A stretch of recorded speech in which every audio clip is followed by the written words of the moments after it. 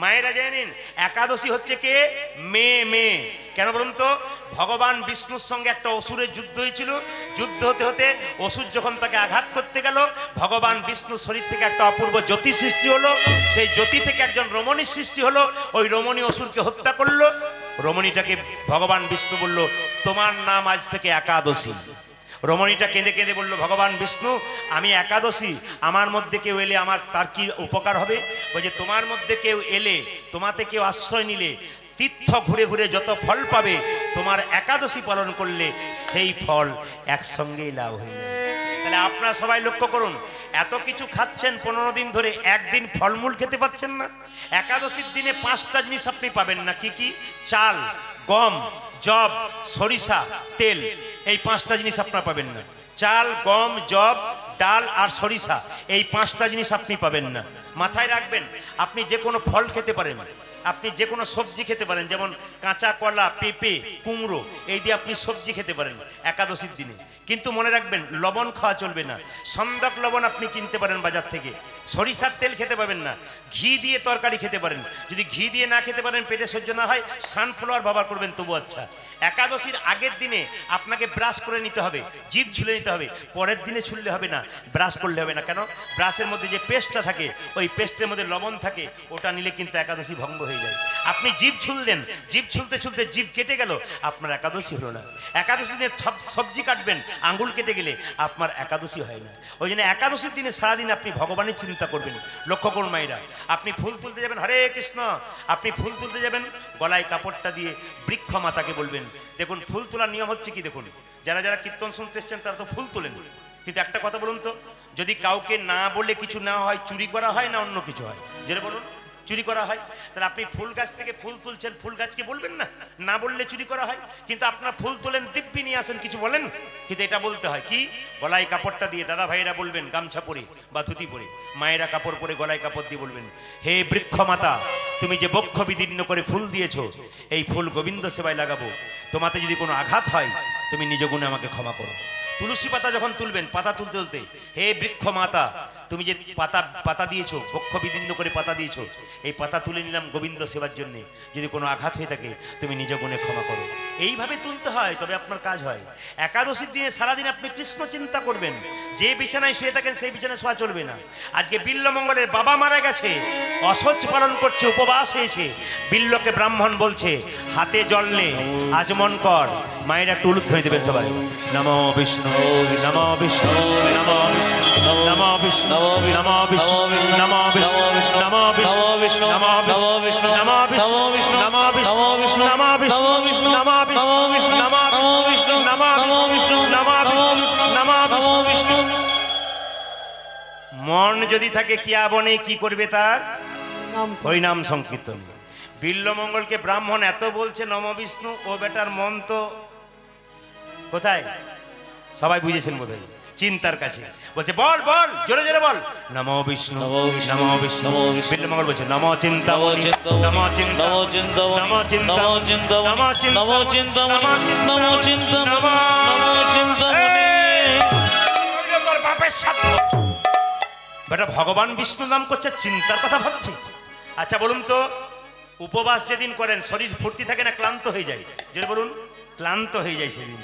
আজকে বিল্লমঙ্গল উপবাস করে সারা রাত্রি যখন ঘুমিয়ে পড়েছে, রাত্রি 12টার পর মনে পড়ে গেছে চিন্তা, আমি তোমাকে কথা দিয়েছিলাম যাব না, কিন্তু কোনো রকম যদি চলে যায় তুমি আত্মহত্যা করো না, আমি বলেছি। রাত্রি 12টায় ঘুম ভেঙে গেছে, ঘর থেকে বেরোতে যাবে, হঠাৎ দরজা খুললার কি দেখলো জানেন? আকাশে প্রচন্ড মেঘ। চিন্তা, চিন্তা, একই আকাশের অবস্থা কেমন? সঘনে ঘন মেঘ বরিশা।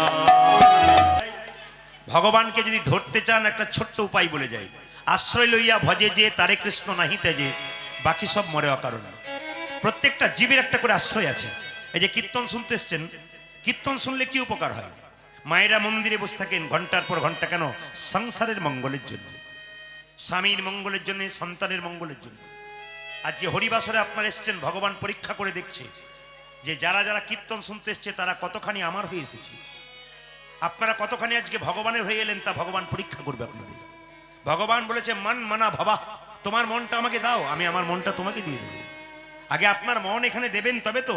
আর মন যদি ছটফট করে বাড়ি যাবার জন্যে, আপনার মন তো বাড়িতে রইল, গোবিন্দের প্রতি কতটা রইল? ব্রজগোপীরা সংসার ত্যাগ করে গোবিন্দের কাছে ছুটে এসেছিল পাগলিনী হয়ে। কেন? রাত্রির কথা ভাবে নাই, স্বামীর কথা ভাবে নাই, কন্যার কথা ভাবে নাই, ছুটে গিয়েছিল গোবিন্দের কাছে। আজ আপনারা ভক্তি ভরে ছুটে এসেছেন ভগবানের চরণ পাওয়ার জন্য, সংসারের মঙ্গলের জন্য। এই সংসারের মঙ্গল যারা চান তাদের কাছে নিবেদন রইল, কীর্তন শোনবার সময় স্থির হয়ে বসুন। যারা দাঁড়িয়ে আছেন তাদের জন্য বলি, আমি যখন কীর্তন করতে ওখানে নামলাম তখন একজন মেয়েকে বলছে, দিদি সামনে বসিস না, পা মেলে বসতে পাবি না, খালি হাত তুলতে হবে আর উলুধ্বনি দিতে হবে। একজন চালাক পাটি যারা হয় তারা দূরে, না আপনাদের বলি নাই, জায়গা পান নাই বলে আর কি। চালাক পাটি যারা হয় তারা দূরে দাঁড়ায়, কেন বলুন তো? সময় মতো পালাবার সুযোগ পায়। আর যারা বোকা হয় তারা, না না আপনাদের বোকা বলিনি, বুদ্ধিমান ছাত্ররা তো স্কুলের প্রথম বেঞ্চেই বসে নাকি, মাস্টারমশাই কথাগুলো শুনবার জন্য। আপনাদের কাছে নিবেদন রইল, আপনার কীর্তন শুনছেন, আশ্রয় লইয়া ভজে যে তারে কৃষ্ণ নাহি তেজে, বাকি সব মরে অকাল। বাড়িতে কলাই ভাঙার জাঁতা দেখেছেন তো মায়েরা? জোরে বলুন হ্যাঁ না না। আগে ছিল, এখন নাই বোধ হয়। জাঁতার মাঝে কটা ফুটো থাকে? 5টা। জাঁতার মাঝে 5টা ফুটো থাকে। যাকে আমি খুশি হলাম যখনই বলেছি 5টা, আপনারা মাথা নাড়ছেন করে, আর মায়েরা বলছে হ্যাঁ, কি ভক্তি ভরে বলছে। 2-4 জন মনে মনে ভাবছে আপনি কার ভুল বলবেন, সবই ঠিকই বলবেন। এই জন্য আমি মাঝে মাঝে পরীক্ষা করছি আপনারা কেমন শুনছেন আর কি। জাঁতার মাঝে 2টো ফুটো থাকে, একটা মাঝে একটা পাশে। মাঝের ছিদ্রতে কি বলা হয়? কাঠের গঞ্জ। আর পাশের ছিদ্রতে কলাইয়ের দানাগুলোকে ভরে জাঁতাটাকে বনবন করে ঘুরিয়ে দিলাম। যখন জাঁতা তুলবেন তখন দেখবেন কিছু কিছু কলাইয়ের দানা ভেঙে গুড়ি গুড়ি হয়ে গেছে, আর কিছু কিছু কলাইয়ের দানা অর্ধেকটা ভেঙেছে, অর্ধেকটা ভাঙেনি। আর কিছু কিছু কলাইয়ের দানা দেখবেন মা গোটাকে গোটা রয়ে গেছে। বাড়িতে যদি কলাই ভাঙার জাঁতা আছে তাহলে একবার হাত তুলে বলুন তো, কোন কলাইয়ের দানাগুলো গোটাকে গোটা রয়ে যায়? জাঁতার মাঝে যে গঞ্জ আর গঞ্জের চারিপাশে যে কলাইয়ের দানা, তারা কিন্তু গোটাকে গোটা রয়ে যায়। তত্ত্বে কি দাঁড়ালো? সংসার একটি জাঁতা, মানুষগুলো হলো সব কলাইয়ের দানা। সংসার জাঁতাটা ঘুরছে। যে সমস্ত ভক্ত কলাইয়ের দানা সংসার জাতার মাঝে গঞ্জ নামক গুরুকে আশ্রয় করেছে আর গোবিন্দ ভজনা করছে, নিতাই গৌর হরি বল, হরি বল। দেখবেন হরি নামে হাত যখন আপনারা তোলেন, পাশের জন তুলতে পারে না। প্রশ্ন করবেন কেন বলুন তো? আপনার শরীরে জ্বর আছে কি নাই সেটা ডাক্তারবাবু জানতে পারে, হাত ধরে জানতে পারে, অথবা থার্মোমিটার নিয়ে জানতে পারে। তা আপনার শরীরে পাপ আছে না পুণ্য আছে আপনি নিজেই বুঝবেন। কেন বলুন তো? হরিনামে যখনই হাত তুলবো, আপনার হাত যদি আপনা আপনি উঠে যায় তাহলে বুঝবেন আমার পাপ আর নাই, মোটামুটি শেষের দিকে। আর যদি মনে করেন আবার হাত তুলবো, এই ভাবনা চিন্তা যদি হয় তাহলে বুঝবেন আপনার পাপ এখনো বহুত আছে। এই জন্যে রূপ গোস্বামী পাদের কাছে একজন ভক্ত জিজ্ঞেস করেছিল, ঠাকুর আমি যা খাচ্ছি তাই তেতো লাগছে। রূপ গোস্বামী জিজ্ঞাসা করেছিল, তুমি যা খাচ্ছ তাই তেতো লাগছে? বলে হ্যাঁ। চিনি খেলে তেতো লাগে? বলে হ্যাঁ। টক খেলে তেতো লাগে? বলে হ্যাঁ। বলে কোনো জিনিসটাই তেতো নয়, তোমার জিভটা তেতো। বলে তাই তেতো জিভকে মিষ্টি করতে গেলে কি করতে হবে? না, তেতো জিভকে মিষ্টি করতে গেলে বারবার মিছরি খেতে হবে। তুমি বারবার মিছরি খাও, এক সময় তোমার তেতো জিভ মিষ্টি হয়ে যাবে। হরিনাম যাদের ভালো লাগে না তারা বারবার শুনুন, বারবার বসুন, দেখবেন এক সময় এমন পাগল হয়ে যাবেন, খোল করতালে শব্দ শুনলে আপনি এখানে এসে অধীর আগ্রহ অপেক্ষা করে থাকবেন। এই জন্যে আপনাদের পাপ শূন্য হয়ে যাবে দেহ যদি বারবার হরিনাম আপনারা বলতে থাকেন। মায়েরা, এই জন্য আপনাদেরকে বলে রাখি, গুরু যদি কারো জীবনে নাই তার জীবনে কোনো লাভ নাই। গু মানে কি? অন্ধকার। রু মানে কি? আলো। যিনি অন্ধকার থেকে আলোর পথে নিয়ে যান তিনি হচ্ছেন গুরু। আর গুরু কাকে বলে? রামকৃষ্ণ পরমহংসদেব বলছে গুরু হচ্ছে ঘটক। ঘটক মানে ছেলে আর মেয়ের বিয়ের মাঝে একজন সম্বন্ধ করে না, তার নাম কি? ঘটক। ভক্ত আর ভগবানের মিলনের মাঝে একজন থাকে, তাকে গুরু বলা হয়। আপনি মানুষ কুলে জন্মগ্রহণ করলেন, গুরুমন্ত্র নিলেন না। আপনার বাড়িতে সাধুগুরু বৈষ্ণব এলো, জিজ্ঞেস করলো মা একটু জল সেবা হবে? আপনি বলবেন হ্যাঁ হবে, কিন্তু প্রশ্ন করবেন উনি, হ্যাঁ গো তোমার দীক্ষা হয়েছে? আপনি যদি বলেন আমার দীক্ষা হয়নি, উনি বলবেন তোমার হাতে জল সেবা করবো না। তাহলে মানুষ কুলে জন্মগ্রহণ করলেন, নিজেই খেলেন, কাউকে দিতে পারলেন না। এর মতো ভাগ্য খারাপ আর কজনের হতে পারে? আপনি মন্দিরে থালা থালা আপেল কলা নিয়ে যান, যদি আপনার গুরুমন্ত্র না থাকে আপনি বেকার গেলেন, আপনার ফলগুলো নিয়ে যাওয়া হলো, ভগবান একটা গ্রহণ করো না কেন? তোমার দেহ মন এখনো শুদ্ধ হয় না। এই জন্য গুরুর কাছ থেকে মন্ত্র নিয়ে নেবেন। আপনাদের বেশি কিছু বলবো না। নিতাই চাঁদ কি করলেন? জীবের দ্বারে হরিনাম দিলেন। দাদা নিতাইকে বললো, দাদা জীবের দ্বারে হরিনাম দাও। কিভাবে? নয়নে দেখিবে জানি, কৃষ্ণ নামে দেবে। যেখানে বসে আছেন কীর্তন কিন্তু ইউটিউব হচ্ছে, গোটা বিশ্বের মানুষ দেখবে এই কথাগুলো, গোটা বিশ্বের মানুষ শুনছে এবং শুনবে। হিন্দু জাতির অধঃপতন দিনের পর দিন নামছে, একবার 100% গ্যারান্টি দিয়ে বললাম আপনাদেরকে।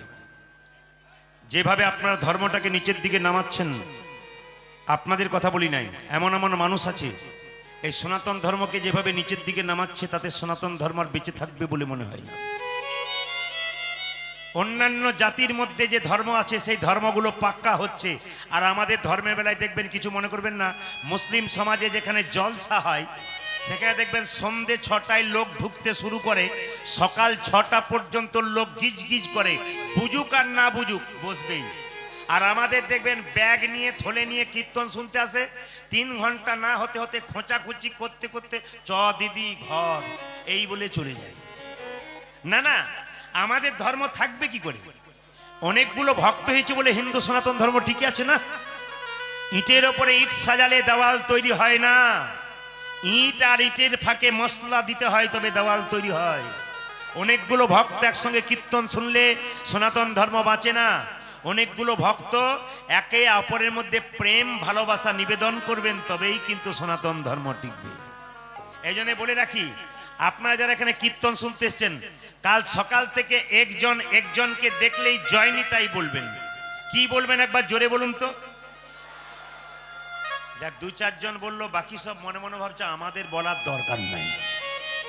আর সবাই মিলে যদি হিন্দুর রক্ত শরীরে বইছে, জোরে বলুন তো জয় নিতাই। যাক বেড়েছে, আরো বাড়বে, একটু জোরে বলুন তো জয় নিতাই। আজ কাল থেকে বলুন আর না বলুন, আজ তো বলে দিলাম, তারপর যা হলো হলো। জয় নিতাই বলবেন, একজন একজনকে দেখলেই জয় নিতাই বলবেন। আমাদের সবচাইতে লজ্জার ব্যাপার, হিন্দু মানুষ অনেকে আছে খোল চেনে না, এটার নাম যে শ্রীখোল এটা চেনে না। আমার আগে গাড়ি ছিল না, তখন আমি কলেজে পড়াশোনা করতাম, আর পড়াশোনা করতে করতে ঝাড়খণ্ডে প্রচুর গান করতাম, বাসে যেতাম। এদেরকে বলে দিতাম তোমরা চলো, আমি পরের বাসে যাচ্ছি। তা গান করে যখন এক জায়গা থেকে এক জায়গায় ফিরছি ঝাড়খণ্ডের পথ দিয়ে, আমি ওকে চিনি, একজন স্কুলের মাস্টার মশাই। ইনি খোলটা নিয়ে আমার পাশে দাঁড়িয়ে আছেন, আর মাস্টার মশাইও দাঁড়িয়ে আছেন। যখন এই গাড়ি ব্রেক দিচ্ছে, অমনি খোলটা মাস্টার মশাই গায়ে ঠেকছে, আর কি বলছে দেখুন, দাদা দাদা কি হলো দাদা? আমি বললাম কি হলো? আর বলবেন না, ঢোলটা সরান। লজ্জা লাগা উচিত, এখন স্কুলের শিক্ষক শ্রীখোল বাচ্চাকে শেখাবে কি করে? এ বলছে ঢোলটা সরান্ত দাদা, ঢোলটা সরান্ত। আমরা দাদা এটা ঢোল নয়, এটা খোল। সে তখন বলে সে যাই হোক, রাত জেগে গান করবেন আর ঢোলটা নিয়ে আমার গায়ে ঢলে পড়বেন। বললাম দাদা, এই ঢোল কিন্তু একদিন আপনার কাজে লাগবে। ও ভাবছে আমার বিয়েতে লাগবে বোধহয়, বলছে আমার বিয়ে হয়ে গেছে। বললাম সে বিয়ে নয়, শেষ বিয়ে। বলো হরি বলো হরি। একবার বলুন তো এই ঢোলটা কাজে লাগবে কিনা। আবার সবচাইতে লজ্জার ব্যাপার প্রেমী, আবার সবচাইতে লজ্জার ব্যাপার দেখবেন, আপনার লক্ষ্য করবেন, আমাদের দেখবেন নতুন বাড়ি করলে দরজায় কি লিখি? পিতৃস্মৃতি, মাতৃস্মৃতি, নাকি? এগুলো আগে ছিল। আপনি হুগলি চলে যান, কলকাতা চলে যান, প্রায় বাড়ির দরজায় লেখা আছে গোপালের সংসার। হুগলি জেলায় গেলে দেখতে পাবেন প্রায় বাড়ির দরজায় গোপালের সংসার। আমাদের পিতৃ মাতৃ ভবন, এটা খুব ভালো। কিন্তু দেখবেন আস্তে আস্তে আমরা ভদ্র হয়ে গেলাম, লিখলাম কি সুস্বাগতম, সেটাও ভালো কথা। তারপর একটু ইংরাজি শিখলাম ফাঁকে ফাঁকে, লিখলাম কি ওয়েলকাম। আবার তারপরে আরো ভদ্রলোক হয়ে গেলাম, লিখলাম কুকুর হইতে সাবধান। তারপর ভদ্রলোক হয়ে গেলাম, এই জন্য কুকুর হইতে সাবধান। তবে আপনাদের বলে রাখি, এইদিকে তাকান, দরজায় কুকুর বাঁধবেন, কিন্তু প্রদীপ পাল্লে কথাটা মাথায় রাখবেন। ক্লাস 7-এ পড়ি, তখন কলকাতা গিয়েছিলাম কাকাবাবুর সঙ্গে। তখনকার কলকাতা এত উন্নত ছিল না। কলকাতার রাস্তা দিয়ে কাকাবাবুর আঙুল দিয়ে ঘুরছি ধরে ধরে, হঠাৎ দেখতে পাচ্ছি সুন্দর সুন্দর বাড়ি, দরজায় লেখা আছে সাবধান ভেতরে কুকুর। আমার কাকা, ভেতরে যারা আছে তারা সবাই কুকুর? বলছে চুপ কর চুপ কর, আমার তো তখন ছোট ছেলে, আমি বুঝি না। বললাম ভেতরে যারা আছে তারা সবাই কুকুর? বলছে চুপ কর চুপ কর, একটি কুকুর বাকি সব মানুষ। লিখতে পারতো যে একটি কুকুর বাকি সব মানুষ। ওদের দরজায় বৈষ্ণব যেতে পারবে না কেন বলুন তো? কুকুর ঘেউ ঘেউ করবে। না না, আপনারা যারা বাড়িতে কুকুর পুষছেন তাদের অপমান করছি না। আপনি কুকুরকে পুষবেন, কুকুরকে সম্মান দেবেন, তার আগে মাথায় রাখবেন আপনার বাবা মা এক কাপ চা পেলো কিনা খবরটা নেবেন। আপনি কুকুর পুষবেন কিন্তু সকালবেলা একবার মন্দিরে ভগবানকে প্রণাম করলেন কিনা এই দিকে নজর দেবেন, আসল কাজটা করলেন কিনা সেটার দিকে নজর দেবেন। অপরাধ নেবেন না, জায়গাগুলো শুনে রাখুন। সকালে উঠিয়ে আমি মনে মনে বলি সারাদিন আমি যেন ভালোভাবে চলি, এইটাই তো পড়েছিলাম। তো একজন কাকা তার ভাইপোকে খবর দিচ্ছে এইভাবে পড়া কর, সকালে উঠিয়ে আমি মনে মনে বলি সারাদিন আমি যেন ভালোভাবে চলি। ও পড়াচ্ছে মানে বলছে সকালবেলায় বাচ্চারা ঘুম থেকে উঠে পড়লে কি হয়, মনটা খুব দেখবেন সরল থাকে, চিন্তা ভাবনা থাকে না। দেখবেন বড় বড় ডাক্তারবাবু যারা হয় অ্যাপেলো চেন্নাইয়ের, অপারেশন করে কয় জানেন, ঠিক সকাল 6টার সময়। কেন? মনটা ওদের ফ্রেশ থাকে। আমাদের এখানকার ডাক্তারের মতো দুপুর 12টায় অপারেশন করে না, একবারে সকাল 7টার মধ্যে সব অপারেশন কমপ্লিট। কেন? সকালবেলায় মনটা ঠান্ডা থাকে। তাহলে সকালবেলায় যা নেবেন মনে, সেইটাই মনে ধরে যাবে। কিন্তু আমাদের কিছু কিছু মানুষ আছে দেখবেন সকালবেলায় চা খেতে খেতে পেপারটা হাতে নেই, আর পেপারটা হাতে নিয়ে পেপারে পড়তে থাকে দাদা দিদিকে এই বলেছে, দিদি দাদাকে এই বলেছে, 4 জন দুষ্কৃতী একজনকে মেরে ফেলেছে। এই গল্প যদি সকালবেলায় চা খেতে খেতে মাথায় ঢোকে, সারাদিন তার মাথাটাতে কি কাজ করবে আপনারা ভাবনা চিন্তা করুন। না না, আপনি দেশের নাগরিক, আপনার পেপার পড়তে হবে, জানতে হবে। তার আগে আপনাকে শ্রীমদ্ ভাগবত গীতার কিছুটা অংশ পড়তে হবে, তবে আপনার কৃপা হবে। কিছু খাও আর না খাও, একটু খাও তিতা, তিতো তিতো যেটাকে তিতো বলা হয়, তিতা ভালো কথাই। কিছু খাও আর না খাও, খাবারের সঙ্গে একটু খাও তিতা, শরীরের মঙ্গল হবে। আর কিছু পড়ো আর না পড়ো, একটু পড়ো গীতা, মনের মঙ্গল হবে। দুটোর মঙ্গল দরকার আছে। এই জন্য বলে রাখি, সবাই লক্ষ্য করুন শ্রীমদ্ ভাগবত গীতা কি বলেছে, খুব ভালো কথা বলেছে। এমন কিছু খাবার খাও যে খাবারটা খেলে তোর জিভের স্বাদ হবে এবং দেহের ওপর পুষ্টি হবে। খাবারটার নাম কি? সেই খাবারটা চিড়ে। চিড়ে যদি আপনি খান দেহের পুষ্টি হবে, জিভের স্বাদ হবে না। চিড়ের সঙ্গে যদি গুড় আর দুধ মিশিয়ে খান, জিভেরও স্বাদ হবে আর দেহেরও পুষ্টি হবে। ও মায়েরা, তাহলে এখানে তত্ত্ব কি বলছে? এখানে তত্ত্ব কি বলছে? এমন কিছু কর্ম করো পৃথিবীতে এসে যেন তোমারও মঙ্গল হয় আর জগতেরও মঙ্গল হয়। হরিনাম সেই মঙ্গলের জিনিস। ও মায়েরা, এই গ্রামের কোন একজন ভক্ত যদি দুধ বিক্রি করে, তাহলে যে দুধ বিক্রি করে তারও মঙ্গল হয় আর যে খায় তারও মঙ্গল হয়। দুধ বিক্রি বাদ দিয়ে যদি মদ বিক্রি করে, যে খায় তার তো নিতাই গৌর হরিবল, আর যে বিক্রি করে তার দালানের পর দালানো হয়। হরিনাম হচ্ছে দুধের মতো, যে গায় তারও মঙ্গল হয়, যে শোনে তারও মঙ্গল হয়, আর যারা হরিনাম করায় তাদেরও মঙ্গল হয়ে যায়। আসুন, আমরা আপনাদের আর সময় শেষ করব না। সবাই মিলে রামকৃষ্ণ পরমহংসদেব বলেছেন, গুরু যদি করবে যাকে তাকে করবে না, বেছে বেছে করবে। কেন? এ জগতে গুরু দুপ্রকার, একটা কাঁচা একটা পাকা। ঠাকুরের কথা, এই যে ঠাকুরের বাণী সামনে রয়েছে দেখবেন, ওখানে অনুকূল ঠাকুরজি রয়েছেন। আজকে প্রত্যেকটা মহাপুরুষের বাণী, প্রত্যেকটা মহাপুরুষ এখানে ফটো টাঙানো আছে, তাদের বাণীগুলো বলা আছে। আমি একটা একটা করে বাণী লীলার মধ্যে প্রবেশ করব, সবাই লক্ষ্য করবেন। রামকৃষ্ণ পরমহংসদেব বলেছেন, গুরু যদি করবে যাকে তাকে করো না। জীবনে দুটো গুরু, কাঁচা আর পাকা। কাঁচা কি? মন্ত্র দেবারে জাগে যে চুক্তি করে, এই আমার কাছে মন্ত্র নিবি, 500 টাকা এক বস্তা চাল, দুটো সোনার জিনিস দিবি, টাকা পয়সা চাল ডাল নিল, ওই যে মন্ত্র দিয়ে বাড়ি চলে গেল, আপনার বাড়ির দিকে মুখ করলো না, ইনি কাঁচা গুরু। এর কাছে মন্ত্র নিয়ে নরকে যেতে হবে। প্রশ্ন করবেন পাকা গুরু কে? পাকা গুরু সে মন্ত্র দেবার আগে চুক্তি করে না যে ঠাকুর আমি মন্ত্র নেব, নে দক্ষিণা কি লাগবে? কিচ্ছু না। কেন? আমি তোর বাবা, তুই আমার ছেলে, তোর তো সবকিছু আমার, আবার দিবি কি? ওগো মা, আপনার ভক্তিটুকু চরণতলে যদি গুরুদেবের দেন, আর গুরুদেব যদি প্রতি বছর আপনার বাড়িতে এসে পরীক্ষা করে দেখে আমি যে মন্ত্রটা দিয়েছি ঠিক ঠিক ভজনা করছি কিনা, এরাই হচ্ছে পাকা গুরু। কীর্তন শুনতে যখন আসবেন তখন প্রণাম করে বসবেন, আর উঠবেন তখন প্রণাম করে উঠবেন। না না, কোনো কীর্তনিয়াকে নয়, স্বয়ং মহাপ্রভুকে যিনি নাম দিলেন তাকে প্রণাম করে বসতে হয়। উঠবার প্রয়োজন থাকতে পারে, আপনি প্রণাম করে উঠবেন। যে কোনো জায়গাতে প্রণাম করে বসবেন, প্রণাম করে উঠবেন, এটা মহাপ্রভু শিক্ষা দিয়েছে। আজকে আপনাদের চরণে কোটি কোটি ধন্যবাদ প্রণাম জানিয়ে শুরু করবো আজকের লীলা। একটি ভক্ত চরিত্র আপনাদের সামনে গাইব। ইউটিউবে আপনারা প্রচুর গান শোনেন, এত গান শোনেন যে আপনাদের মুখস্থ হয়ে গেছে। শুধু আপনাদের বর্ধমান বলবো না, প্রত্যেকটা জেলাতে ভারতবর্ষের বাইরে যারা আছে তারা পর্যন্ত ফোন করে বলে আপনার সব মুখস্থ হয়ে গেছে। যাকে আপনাদের মুখস্থ হোক, আপনারা পথের পথিক হন, এটাই চাই। আজকে কীর্তনে আসলে যে কথাগুলো বলবো আপনাদের সামনে অনুরোধ রইল, আপনারা 1 মাস ব্যবহার করবেন। আমার কথাগুলো 1 মাস ব্যবহার করবেন। যদি 1 মাস ব্যবহার করার পর যদি কোনো ফল না পান, আপনি ছেড়ে দেবেন, আমাকে ফোনে গালি দেবেন, কোনো অসুবিধা নেই। আপনি 1 মাসের মধ্যে দেখুন আপনার পরিবর্তন হচ্ছে কিনা। শুধু 1টি মাস 30টি দিন ব্যবহার করতে বলবো। প্রত্যেকটি কথা একটা একটা করে শুনবেন। আজকে যে লীলাটি গাইব, এই লীলাটি হচ্ছে নারী যদি নারীর মতো হয় তবে পুরুষকে ওপরে উঠাই, আর নারী যদি আনাড়ি হয় পুরুষকে নিচে নামায়।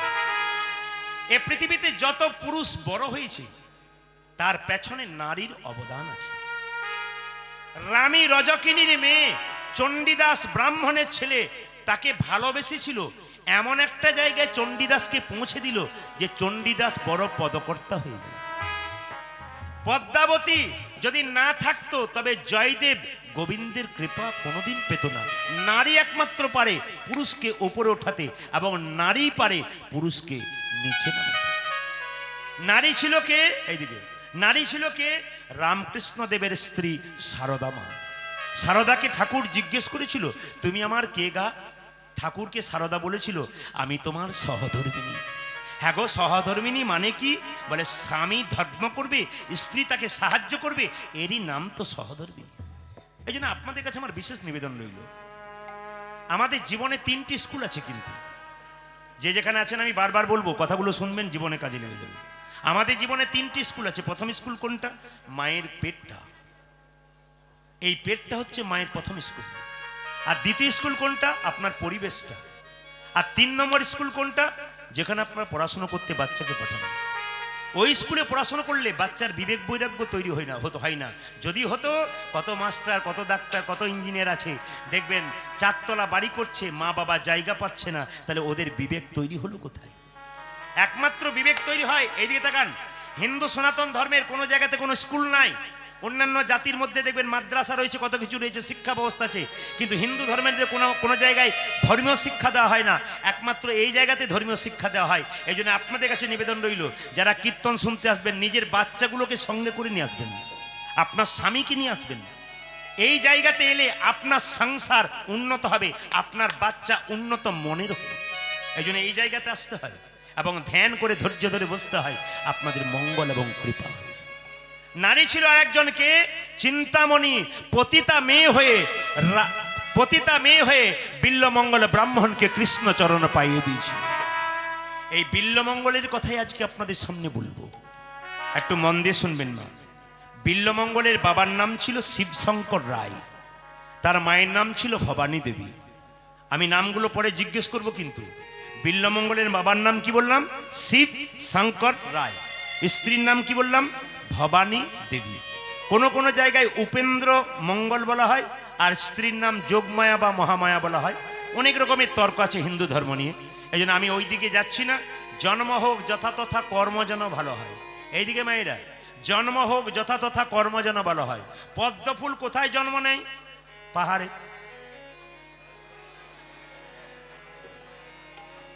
আপনারা মাটিতে পাকে বলছেন, 2-4 পাহাড়ে বলাতে 2-4 জন। পদ্ম ফুল জন্ম নেয় কোথায়? পাকে। আর গোলাপ ফুল জন্ম নেয় কোথায়? বড় বড় বাবুদের নার্সারিতে, ফুলের বাগানে। বলুন তো, পদ্ম ফুল পাকে জন্ম নিল, জায়গাটা কোথায় হলো? ভগবান শ্রীকৃষ্ণের চরণে, দেবদেবীর চরণে।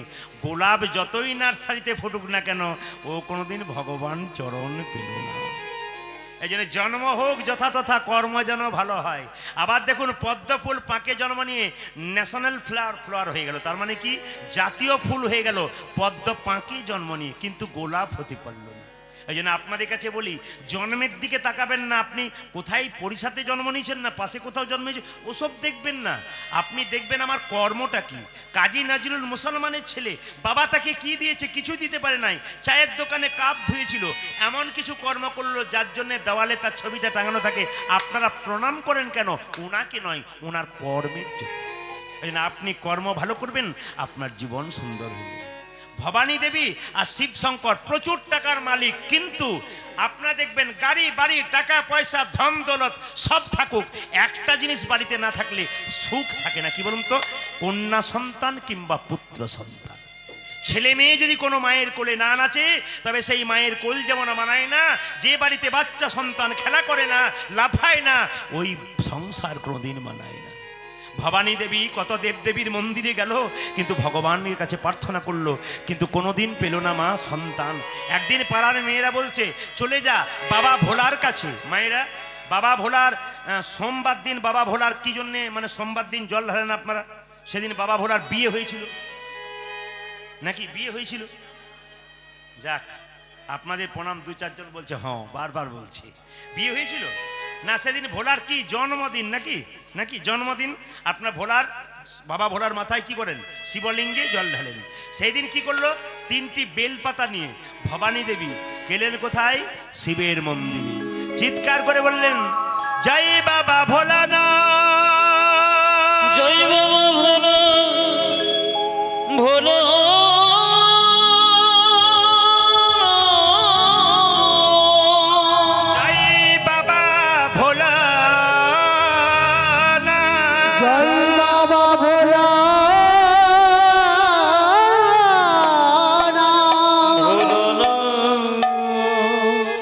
যদি সঠিক হয়, এদিকে এদিকে আপনি অফিসারকে বয়ান লিখছেন, আপনার বয়ানটা যদি খুব ভালো হয় অফিসার সঙ্গে সঙ্গে আপনাকে পাস করে দেবে।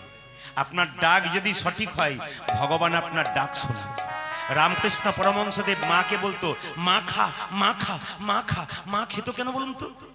আকুল ভরে ডেকেছিল বলে। একজন শিষ্য জিজ্ঞেস করছে ঠাকুর তুমি যে বলো মা খা, মা খা, মা কি তোমার হাতে খাই? হ্যাঁ রে খাই। ঠাকুর আমি ডাকি তখন খাই না, তুমি ডাকো তখন খাও কেন? রামকৃষ্ণদেব বলল আকুলতা চাই, ব্যাকুলতা চাই, ডাকার মধ্যে মা খাবে। ছেলে বলল আমার আকুলতা ব্যাকুলতা আমি বুঝতেই পারি না, তবে আয়। রামকৃষ্ণদেব ছেলেটাকে ধরে নিয়ে গিয়ে গঙ্গার ঘাটে কিছুক্ষণ ডুবিয়ে রাখলো। যখন উঠালো তখন বললো হ্যাঁ রে, তোকে যখন জলের মধ্যে ডোবালাম তখন তোর ভেতরটা কেমন করছিল? ঠাকুর ভেতরটা আমার হাকুপাকু হাকুপাকু করছিল, এই বুঝি প্রাণটা বেরিয়ে যাবে। ওরে, ভগবানকে ডাকবার সময় তোর মন যদি আকুপাকু করে ভগবান কি না এসে থাকতে পারে? মায়েরা লক্ষ্য করুন, যেই না 3টি বেলপাতা মাথায় শিবলিঙ্গে দিয়েছে, একটু গঙ্গা জল দিয়েছে, আর আঁচল পেতে যেই না বলেছে জয় বাবা ভোলানাথ, জয় বাবা ভোলানাথ, জয় বাবা ভোলানাথ।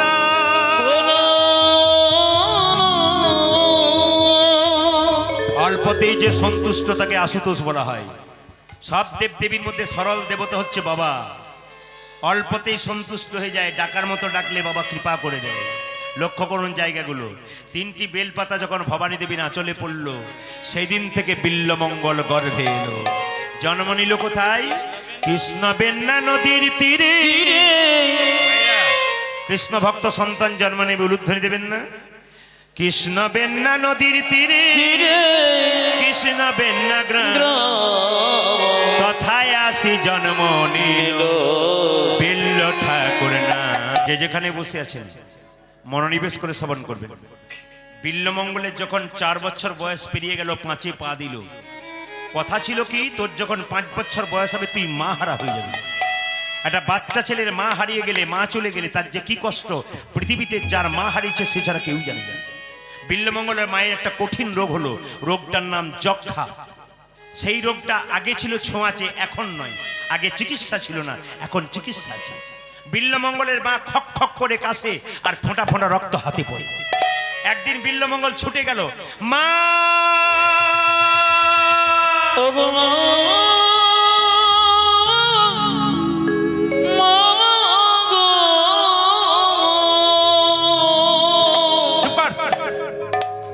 আমাকে আর মা বলে ডাকবি না, দূর হয়ে যা তুই। আচ্ছা মায়েরা বলুন তো, মা যদি অসুস্থ অবস্থায় শুয়ে থাকে, 5 বছরের বাচ্চা যদি মায়ের কাছে ছুটে যায় মা মা বলে, আর মা যদি সেই বাচ্চাকে কোলে না নেয় তবে সেই মায়ের সেই বাচ্চার কেমন অবস্থা হয়? বিল্লমঙ্গল পাড়ার বন্ধু বান্ধবকে বলে হ্যাঁ রে, তোদের মা তোদেরকে কোলে নেয়, আমার মা কোলে নেয় না কেন? একদিন বিল্লমঙ্গল জোর করে মায়ের কাছে গেল, মা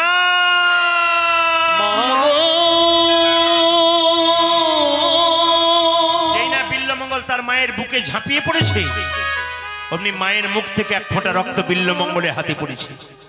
বিল্লমঙ্গল জিজ্ঞেস করলো, মা এটা কি? খোকা, ওটা পরপারে যাবার নিমন্ত্রণ পত্র। আমি আর বেশি দিন বাঁচবো না রে, এই সংসার থেকে চলে যাব। বিল্লমঙ্গল মাকে বলছে, মা তুমি কোথায় চলে যাবে? এমন এক জায়গায় চলে যাব আমি ওকে খুঁজেই পাবি না। বিল্বমঙ্গল বলছে, মা আমি তোমার সঙ্গে যাব। চুপ কর, এ কথা বলতে নেই বাবা, তুই কেন যাবি? আসলে মায়েরা, বিল্বমঙ্গলের মা তার মা ছেলেকে ভালোবাসতো না। আপনাকে ভাবছেন সত্যি ভালোবাসতো না? তা নয়, প্রত্যেকটি মা তার সন্তানকে ভালোবাসে। একে দূর দূর করে তাড়িয়ে দেয় কেন? জানে আমার যে রোগটা হয়েছে সেই রোগ যদি বিল্বমঙ্গলে হয় তবে আমার বংশে প্রদীপ জ্বালানোর জন্য কেউ থাকবে না। মা সন্তানকে অধিক ভালোবাসে বলে এই কাজটা করতে পেরেছে। সবাই লক্ষ্য করুন, বিল্বমঙ্গলের মা, বিল্বমঙ্গল যখন খেলা করছে হঠাৎ বিল্বমঙ্গলের মা মারা গেল। একটা ছেলে খবর দিল, বিল্ল তোর মা আর না। ওরে বিল তোর মা আর না। ছুটে গেল বিল্বমঙ্গল, মা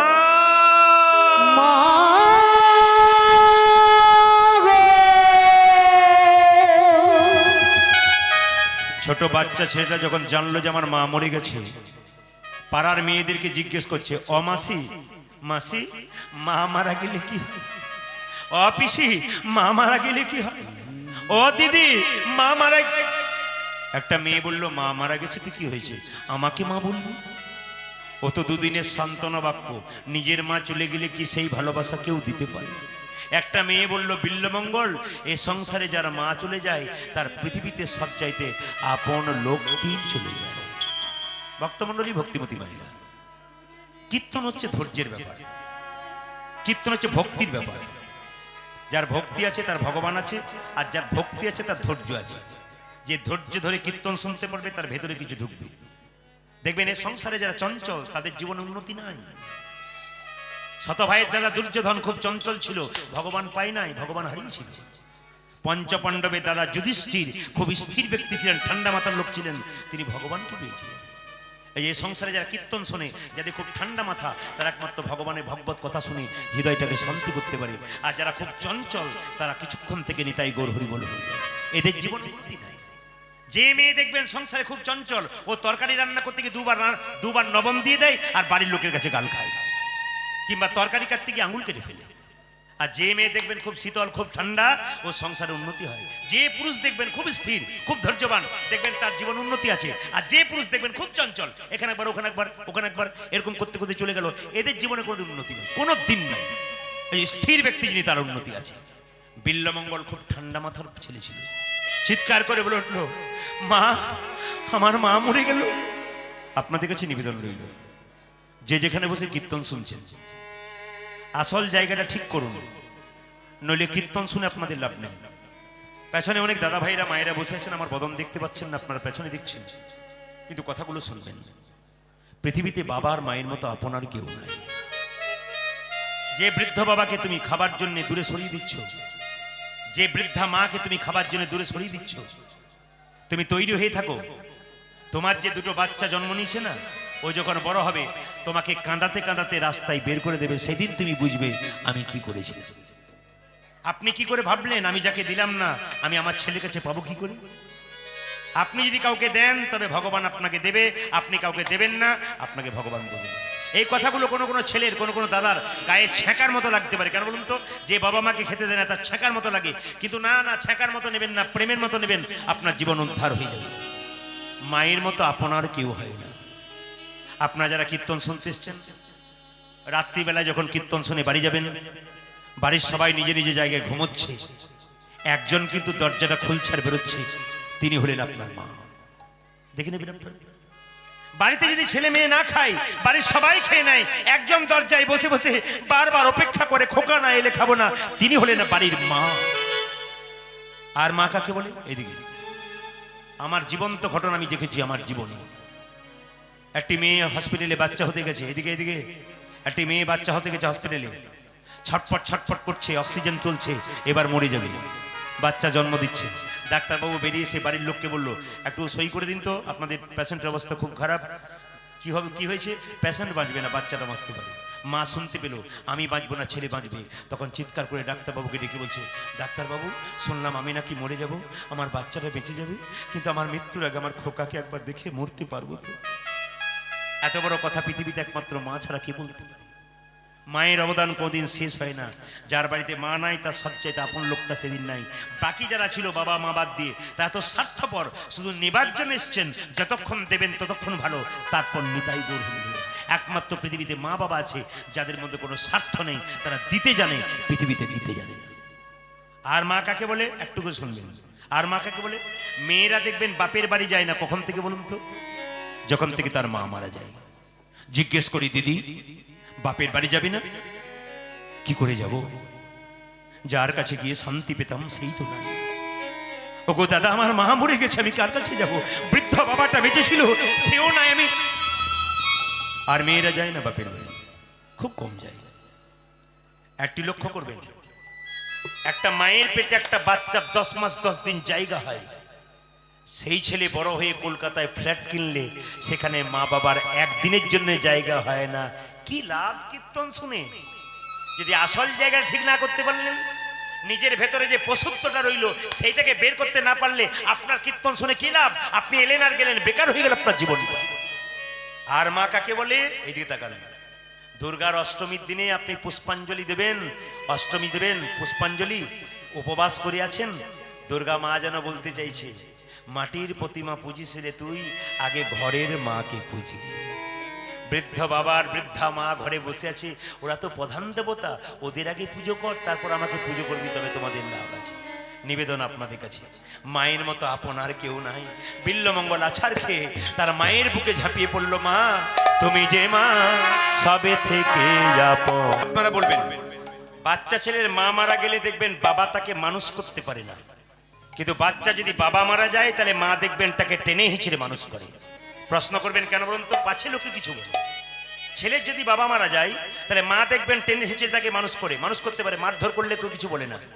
আর দেখবেন ছেলে যদি মা মারা যায় আর বাবা যদি তাকে মারধর করে, লোকে বলে, এই শিবশঙ্কর, এই ছেলেটাকে তুমি মারছো, মা হারা ছেলে, মা মরে গেছে আর মারছো তুমি। পাছে লোকে কিছু বলে আর শাসন করতে পারলো না। যে যেখানে বসে আছেন, যাদের বাড়িতে ছোট ছোট বাচ্চা আছে, কথাগুলো শুনবেন। রামকৃষ্ণ পরমহংসদেব বলেছে, বাচ্চার মনটা হচ্ছে কচি বাঁশের মতো, যেদিকে বাঁকাবেন সেদিকে বাঁকবে। ছোট বাচ্চা ছেলের হাতে মোবাইল দেবেন না। সবার কাছে নিবেদন রইল, ছোট ছোট বাচ্চা ছেলের হাতে আপনার মোবাইল দেবেন না। আপনি বাচ্চাকে মোবাইল দেবেন, বাচ্চা নষ্ট হয়ে যাবে। এইদিকে অপরাধ নেবেন না।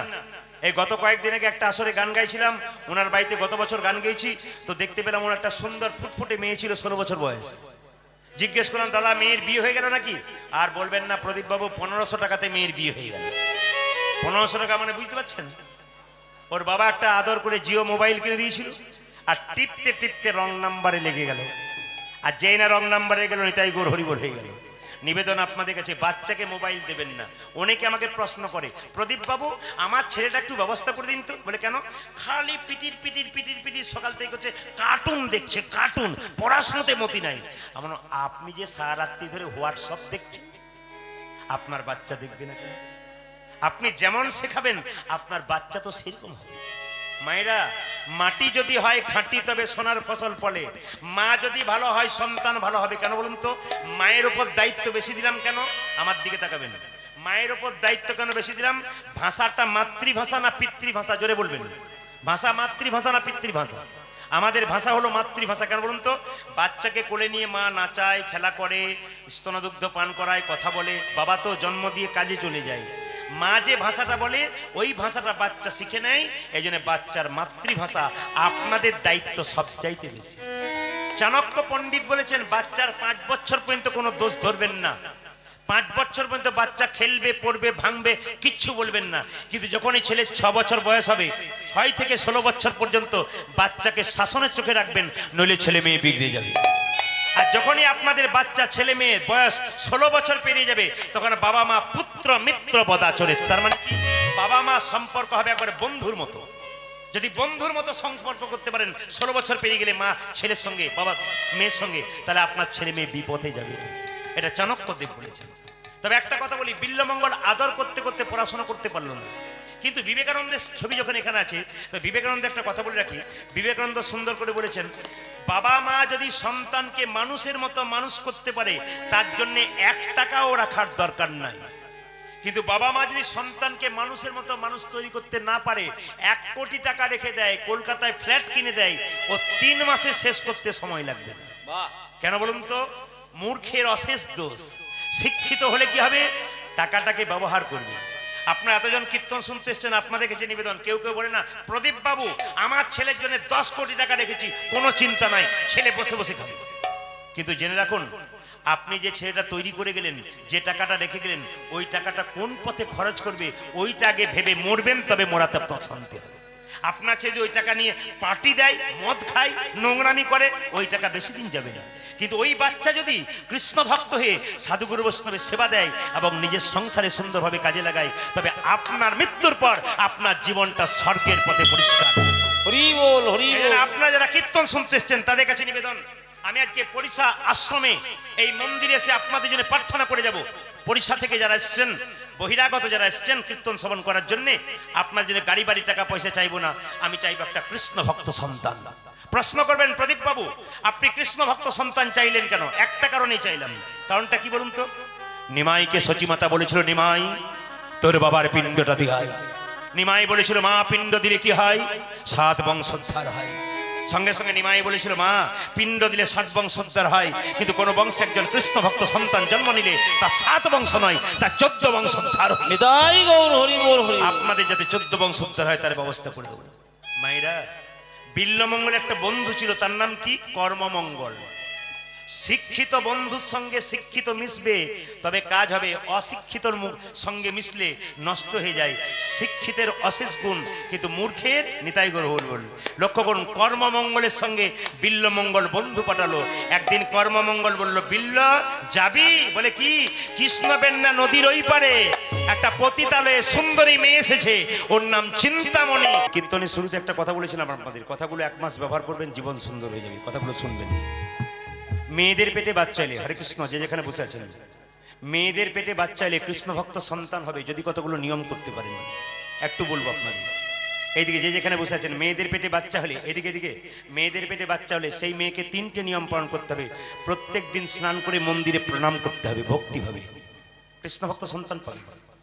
মেয়েদের পেটে বাচ্চা এলে, হরে কৃষ্ণ এদিকে, মেয়েদের পেটে বাচ্চা এলে আপনার লক্ষ্য করুন, আরেকটা নিয়ম করতে হবে কি? শ্রীমদ্ ভাগবত গীতার 2-4 লাইন পড়তে হবে। পড়তে যদি না পারেন মাথায় ঠেকাবে। যে যেখানে দাঁড়িয়ে আছেন, যে এখানে বসে আছেন, আপনাদের কাছে নিবেদন রইলে গীতাটাকে আপনারা দেখতে পাচ্ছেন, সবাই মিলে প্রণাম করুন। এই গীতাকে সবাই প্রণাম করুন, শ্রীমদ্ ভাগবত গীতাকে প্রণাম করুন। যে যেখানে আছেন, যার ভক্তি আছে তিনি প্রণাম করবেন, যার ভক্তি নাই তার তো প্রণাম করার দরকার নেই। ভক্তি বলে বলুন, শ্রীমদ্ ভাগবত গীতা কি? শ্রীমদ্ ভাগবত গীতা কি? শ্রীমদ্ ভাগবত গীতা কি? ভগবান শ্রীকৃষ্ণের মুখস্থিত বাণী হলো গীতা, আর ভগবান শ্রীকৃষ্ণের চরণ থেকে সৃষ্টি হলো গঙ্গা। এই গীতা এবং গঙ্গা পবিত্র। আমাকে অনেকে প্রশ্ন করে, প্রদীপ বাবু আপনি যে বলেন বাচ্চার ব্যাগে গীতা ভর্তি, বাচ্চা তো খাবার নিয়ে যায়, তার নোংরা হয়ে যাবে না? গীতা নষ্ট হয়ে যাবে না? অপবিত্র হয়ে যাবে না? কিচ্ছু না। অপবিত্র জায়গায় গঙ্গা জল নিয়ে গেলে যেমন পবিত্র হয়ে যায়, গীতাকে আপনি যে কোনো জায়গায় নিয়ে যাবেন, গীতা পবিত্র হয়ে যাবে। তবে গীতাকে নেবেন, বাচ্চা ছেলে স্কুলে যাচ্ছে, বাচ্চার ব্যাগে আপনার গীতা ভরে দেবেন। বাচ্চা পড়াশোনা করতে বসছে, বাচ্চা যদি পড়াশোনা করতে শিখে গেছে ভালো, ওকে গীতার একটা করে শ্লোক প্রত্যেকদিন মুখস্থ করাবেন। সেই শ্লোকটা মুখস্থ করে নিজে প্রণাম করে বলবে প্রত্যেক দিন, তারপর পড়াশোনা করবে, কৃষ্ণ ভক্ত হবে। তাকে 5 ঘন্টা পড়তে হবে না, তাকে 3 ঘন্টাতেই কাজ হবে। এই দিকে তাকান মায়েরা। আসলে আপনারা এখন বাচ্চাগুলোকে কি করেছেন বলুন তো? টাকা রোজগার করার মেশিন তৈরি করেছেন। পাশের ছেলেটা ফার্স্ট হয়ে গেল আর তোকে এত দিচ্ছি, তুই পড়াশোনা করতে পারছিস না। এখন টাকা রোজগারের দৌড়ে বাচ্চাগুলোকে মানুষ করতে গিয়ে বাচ্চাগুলো নষ্ট হয়ে যাচ্ছে। এইদিকে মায়েরা, আমরা তো কীর্তন করে বিভিন্ন পথ দিয়ে যাই, তো দেখবেন এখন বাচ্চাগুলো KG 1 KG 2 তে পড়তে যায় না? জোরে বলুন, জোরে বলুন। হ্যাঁ না? KG 1 KG 2 তে কে পড়াতে যায়? মা না বাবা? জোরে বলুন। মা গুলো যায়। তো আমি আস্তে আস্তে সেদিন আমি রাজনগর থেকে সিউড়ির পথে আসছি, দেখছি গরমকালের দিনে গত বছর পরীক্ষা হচ্ছে ছেলেগুলোর, আর মাগুলোর তাবু টাঙ্গিয়ে যেন থরথর করে রোদ্রে কাঁপছে। জিজ্ঞেস করলাম কি ব্যাপার? আর বলবেন না প্রদীপ বাবু, ছেলেগুলোর পরীক্ষা হচ্ছে। ছেলের পরীক্ষা নয়, যেন মায়ের পরীক্ষা হচ্ছে, এমন করছে। ছেলে তো পরীক্ষায় পাস করে কলেজে ঢুকলো, ও তো একা ঢুকলো, ডবল হয়ে বেরিয়ে চলে। না না, আপনাদের কাছে নিবেদন, এইটাকে পড়াতে শেখান, আপনাদের কাজে লেগে যাবে। যে যেখানে বসে আছেন, আমি দাদা ভাইদেরকে বলবো, আপনারা যারা গীতা কিনতে পারেননি তারা দোকানে গিয়ে 10 টাকা দিয়ে, 5 টাকা দিয়ে, 15 টাকা দিয়ে একটা করে গীতা কিনুন, আপনার জীবন সুন্দর হবে। আর একটা কথা বলে রাখি, মেয়েদের পেটে বাচ্চা থাকলে গীতা পড়ান। আর তৃতীয় নিয়ম হচ্ছে, যে মেয়ের পেটে বাচ্চা থাকবে সে প্রত্যেকদিন তুলসী গাছে এক ঘটি করে জল দেবে। আপনার কৃষ্ণ ভক্ত সন্তান হবে, আপনার একটা কাজ করবেন, যে যেখানে বসে আছেন সকালবেলায় ঘুম থেকে, রাত্রিবেলায় যখন শোবেন, আজকে রাত্রিবেলায় যখন শোবেন মায়েরা, এইদিকে যে কথাগুলো বলবো আপনারা মন দিয়ে শুনবেন, জীবন লাগাবেন। আজকে রাত্রিবেলায় যখন বিছানায় শোবেন, বালিশে মাথাটা দেবেন, মাথাটা দেবার সময় এই কথাটা বলতে বলতে দেবেন। একবার আমার সঙ্গে বলুন তো, ওং পদ্মনাভায় নমঃ। যদি বলুন, ওং পদ্মনাভায় নমঃ। অনেকে বলছেন এত কঠিন কথা বলতে পারবো না, তাহলে এক কাজ করুন, বিছানায় বালিশটা দেবেন, বালিশে মাথা দেবেন, আর এইভাবে বলবেন, হরে কৃষ্ণ কৃষ্ণ কৃষ্ণ হরে হরে, হরে রাম রাম রাম হরে হরে। 1 টাকার ঘুমের ট্যাবলেট না খেলে যাদের সোনার পালঙ্কে ঘুম হয় না, তারা ঘুমের ট্যাবলেট খাবার দরকার নাই, এই নামটি করতে করতে ঘুমান, আপনার ঘুম পাক্কা হবে, শাস্ত্র বলছে। কি বলবেন মায়েরা, একবার আমার সঙ্গে বলুন তো, হরে কৃষ্ণ কৃষ্ণ কৃষ্ণ হরে হরে, হরে রাম রাম রাম হরে। এই কথাটি আপনি বলবেন, আপনার স্বামীকে বলা করাবেন, আপনার বাচ্চাকে ঘুম পাড়াবেন। তখন বাচ্চা যদি না বলে, আপনার বাচ্চার কানে এই গানটি বলতে বলতে আপনি ঘুম পাড়াবেন, বাচ্চা পাক্কা ভক্ত হয়ে যাবে। এইবার বলি, সকালবেলায় যখন ঘুম থেকে উঠবেন তখন কিছু কাজ আছে, এই কাজগুলো করুন, জীবন সুন্দর হবে। আমি আগেই বলেছি, যে নিয়মগুলো বলবো আজকে করবেন, আপনাদের জীবনে কাজে লেগে যাবে। সকালবেলায় যখন ঘুম থেকে উঠবেন তখন দেওয়ালে একটা কৃষ্ণের ছবি টাঙাবেন। ঘুম থেকে উঠে এইদিকে 3 বার এই দুটো আঙুল তর্জনের মধ্যমা নিয়ে, শাস্ত্র যেগুলো বললো সেগুলো বলে যায়, তর্জনের মধ্যমা এই 3টে আঙুল নিয়ে এইভাবে, হরে কৃষ্ণ হরে রাম রাম রাম হরে। এটা বলার পর আপনি কৃষ্ণের ছবিতে দর্শন করবেন। কৃষ্ণ যদি না থাকে, ছবি না থাকে, ছবিকে দর্শন করার পরও আর না থাকলেও আপনারা এই কাজটা করবেন। তারপর নিজের হাতটাকে দেখবেন, শাস্ত্র বলল এইখানেই ভগবান আছে। করাগ্গে বসতে লক্ষ্মী, কর মূলে তু সরস্বতী, কর মধ্যে গোবিন্দম, প্রভাতে কার্দর্শনম। শাস্ত্র পরিষ্কার করবেছে, করাগ্গে বসতে লক্ষ্মী, এখানে মা লক্ষ্মী, করমূলে তু সরস্বতী, এখানে সরস্বতী, কর মধ্যে গোবিন্দম, প্রভাতে করদর্শনম। সকালবেলায় যে করদর্শন করে তার ভগবান দর্শন হয়। ওই জন্য সকালবেলায় ঘুম থেকে উঠে করটা দর্শন করে আপনি মাথায় ঠেকাবেন। বাড়ি থেকে ঘুম থেকে উঠে আপনি ড্রেসিং আয়না সামনে রাখবেন না। কোথায় রাখবেন না? না যেখানে শুয়ে থাকেন সেখানে ড্রেসিং আয়না রাখবেন না। বলে জায়গা নেই, রাখবো কি করে? যদি রাখেন একটা কাপড় ঢাকা দেবেন। কেন? ঘুমন্ত অবস্থায় ঘুমন্ত মুখটা, মুখ না ধুয়ে কৃষ্ণ প্রণাম না করে নিজের ঘুমন্ত মুখটা দেখলে অমঙ্গল বাড়িতে ডেকে আনে। এগুলো জ্যোতিষশাস্ত্র বলল। এইবার বলে রাখি মায়েরা, আপনারা ঘুম থেকে উঠবেন, কিন্তু যে বাড়িতে শুয়ে থাকবেন সেই বাড়িতে কোনো ঠাকুর মন্দির করবেন না।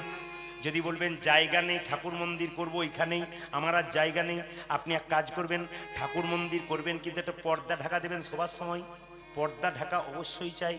এবার আপনি ঘুম থেকে যখন উঠবেন, যদি আপনার সময় না থাকে গুরুমন্ত্র জপ করবার, আপনি বিছানাতে বসেই গুরুমন্ত্র জপ করবেন। বলবেন ছি বিছানা অপবিত্র জায়গা, ওখানে গুরুমন্ত্র জপ করব কি করে? শাস্ত্র বলেছে, রামকৃষ্ণ পরমহংসদেব বলেছে, সোনার আংটি বাঁকা হোক আর ভাঙা হোক, সোনা কিন্তু সোনাই থেকে যায়। হরিনাম সব জায়গায় পবিত্র। মহাপ্রভু নিজের মুখে চৈতন্য চৈতামিতে বলেছেন, খাইতে শুইতে যথা তথা, যেখানে সেখানে হরিনাম বলা যায়। অপবিত্র জায়গায় হরিনাম করলে হরি সেই জায়গাটা পবিত্র করে দেয়। প্রমাণ দেখে নিন, মহাপ্রভু আবার নীলাচলে গিয়েছিল। যখন নীলাচলে গিয়েছিল তখন পায়খানায় বসেছিল, জিভটাকে দাঁত দিয়ে চেপে, সঙ্গে সঙ্গে তার সঙ্গে ছোট্ট একটা বাচ্চা ছিল গোপাল, সে জিজ্ঞেস করেছিল, প্রভু তুমি যখন পায়খানায় বসলে জিভটাকে দাঁত দিয়ে চেপে ধরলে কেন? মহাপ্রভু বলেছিল, গোপাল তুই বুঝবি না, আমার জিভ সবসময় কৃষ্ণ কৃষ্ণ বলে, ওই জন্য আমার পাপ হয়ে যাবে বলে জিভটাকে দাঁত দিয়ে চেপে ধরেছি। সঙ্গে সঙ্গে মহাপ্রভুকে গোপাল বলল, আচ্ছা প্রভু তুমি তো বললে পায়খানা করতে গিয়ে হরিনাম করলে নাম অপবিত্র হয়, তোমার পাপ হয়ে যায়। কুরুক্ষেত্রের যুদ্ধে ভগবান কৃষ্ণ অর্জুনকে বলেছে, অর্জুন মৃত্যুকালে কেউ যদি ভগবানের নাম করে, মৃত্যুকালে কেউ যদি ভগবানের নাম করে তার নাকি বৈকুণ্ঠ প্রাপ্তি হয়। আচ্ছা প্রভু কেউ যদি পায়খানায় গিয়ে প্রচন্ড বুকে ব্যথা হয়, অসহ্য যন্ত্রণা হয়, পাশে যদি কেউ না থাকে, সে কি কৃষ্ণ বলে কাঁদতে পারবে না, সে কি গৌর বলে কাঁদতে পারবে না, সে কি রাম বলে কাঁদতে পারবে না, সে কি নারায়ণ বলে কাঁদতে পারবে না। মহাপ্রভু সঙ্গে সঙ্গে গোপালকে ধরিয়ে বলল, গোপাল রে, আজ থেকে তুই হলি আমার গোপাল গুরু। দীক্ষাগুরু একটা, শিক্ষাগুরু অনেক, যার কাছ থেকে শেখা যায় তাকেই শিক্ষাগুরু বলা হয়। বেশ বেশ মায়েরা লক্ষ্য করুন, সেইখান থেকে প্রমাণ হয়ে গেল যে হরিনাম যখন তখন করা যায়। আপনি বিছানা থেকে উঠবেন, মাটিতে পা দেবার আগে দাদা ভাইরা মায়েরা সেই মাটিটাকে প্রণাম করবেন। কেন? সেই মাটিতে রামের চরণধুলি আছে, সেই মাটিতে কৃষ্ণের চরণধুলি আছে, সেই মাটিতে গৌড়ের চরণধুলি আছে। সেই মাটিকে একবার প্রণাম করে তারপর নামবেন। পুরুষ মানুষ যখন মাটিতে পা দেবেন, ছপ্পর থেকে বা তক্তা থেকে বা বিছানা থেকে, পুরুষ মানুষ মাটিতে পা দেবে, ডান পাটা আগে দেবে, আর মায়েরা যখন পা দেবেন বাঁ পাটা। এই নিয়মগুলো করুন, আপনি 1 মাস করুন, দেখুন জীবন সুন্দর হয়ে যাবে আপনার। আপনাদের কাছে নিবেদন রইল মায়েরা, রামকৃষ্ণ পরমহংসদেব বলেছে, ভগবানকে পেতে গেলে কোথায় পাওয়া যায়? ঘর বাড়ি ত্যাগ করে বলে কৃষ্ণ হরে হরে, তুমি দিয়ে যাই বৃন্দাবন। বাড়ি ছেড়ে তো চলে গেছে, ঘর যে তার মনে আছে, এই তাকে পাওয়া যায় না শ্রীনন্দ। আপনি পরিষা থেকে চললেন বৃন্দাবনে, মাঝ রাস্তায় মনে পড়ে গেল মেয়েটার বিয়ে হয় নাই, ছেলেটার চাকরি হয় নাই। এইরকম পিছু চিন্তা যারা আছে সে ভগবান পাবে না। ভগবান পেয়েছিল কে? জনক ঋষি রাজা, যিনি পূর্ণ ত্যাগী ছিলেন, তিনি কোনোদিন সোনার সংসার ত্যাগ করেন নাই। সোনার পুরীতে বসে থাকতো, মনকে সেজে গোলকে রাখতো। এইরকম যদি ত্যাগী হওয়া যায়, কৃষ্ণের চরণ পাওয়া যায়। মায়েরা, 2 ভরি ওজনের সোনা হলে আপনাদের কত অহংকার হয়। কিন্তু জনক রাজা যে বাড়িতে বাস করতো না, আর যে সিংহাসনে বসতো, সেই সিংহাসনটা গোটাই সোনা দিয়ে তৈরি, কিন্তু সোনার উপরে বসতো। গোবিন্দ সোনার উপরে মনটাকে রেখে দিয়েছিল। আপনার গাড়ি থাকবে, বাড়ি থাকবে, টাকা থাকবে, পয়সা থাকবে, মন রাখবেন গোবিন্দের উপরে। তিনি পাঠিয়েছেন, তিনি দিতে যতক্ষণ, নিতে ততক্ষণ। দিয়ে ধন দেখে মন কেড়ে নিতে কতক্ষণ। যখন দিতে তখন নিতে, বলা তো যায় না কখন নেবেন কখন দেবেন। এই জন্য ভগবানের মন্দিরে চাইতে নাই, যে চাই সে অল্প পায়, যে চাই না সে এত পায়, ভাবতেই পারে না। মায়েরা সবাই লক্ষ্য করুন। আর কি বললো? পাকালো মাছ পাকে থাকে, তুলে দেখো পাকালো মাছকে। বড় হয়েছে সে পাখি, কিন্তু পাকালো মাছের গায়ে কোনো পাকের দাগ লাগে নাই। 5 কেজি 10 কেজি পাকাল মাছ পাক খেয়ে বড় হলো, দেখবেন শরীরে কোনো পাকের দাগ নাই। যারা ভক্ত পাকাল মাছ হরি কথা কৃষ্ণ কথা বলে, যতই দুঃখ পাকের মধ্যে ডুবে থাকুক না কেন, তারা সদা আনন্দময় থাকে। পদ্ম পাতা জলে ভাসে, যখনই বর্ষা আসে, বর্ষার জল লাগে পদ্ম পাতার গায়ে। তুলে দেখো পাতাখানা, পদ্মের গায়ে দাগ লাগে না। এইরকম যদি ত্যাগী হওয়া যায়, কৃষ্ণের চরণ পাওয়া যায়।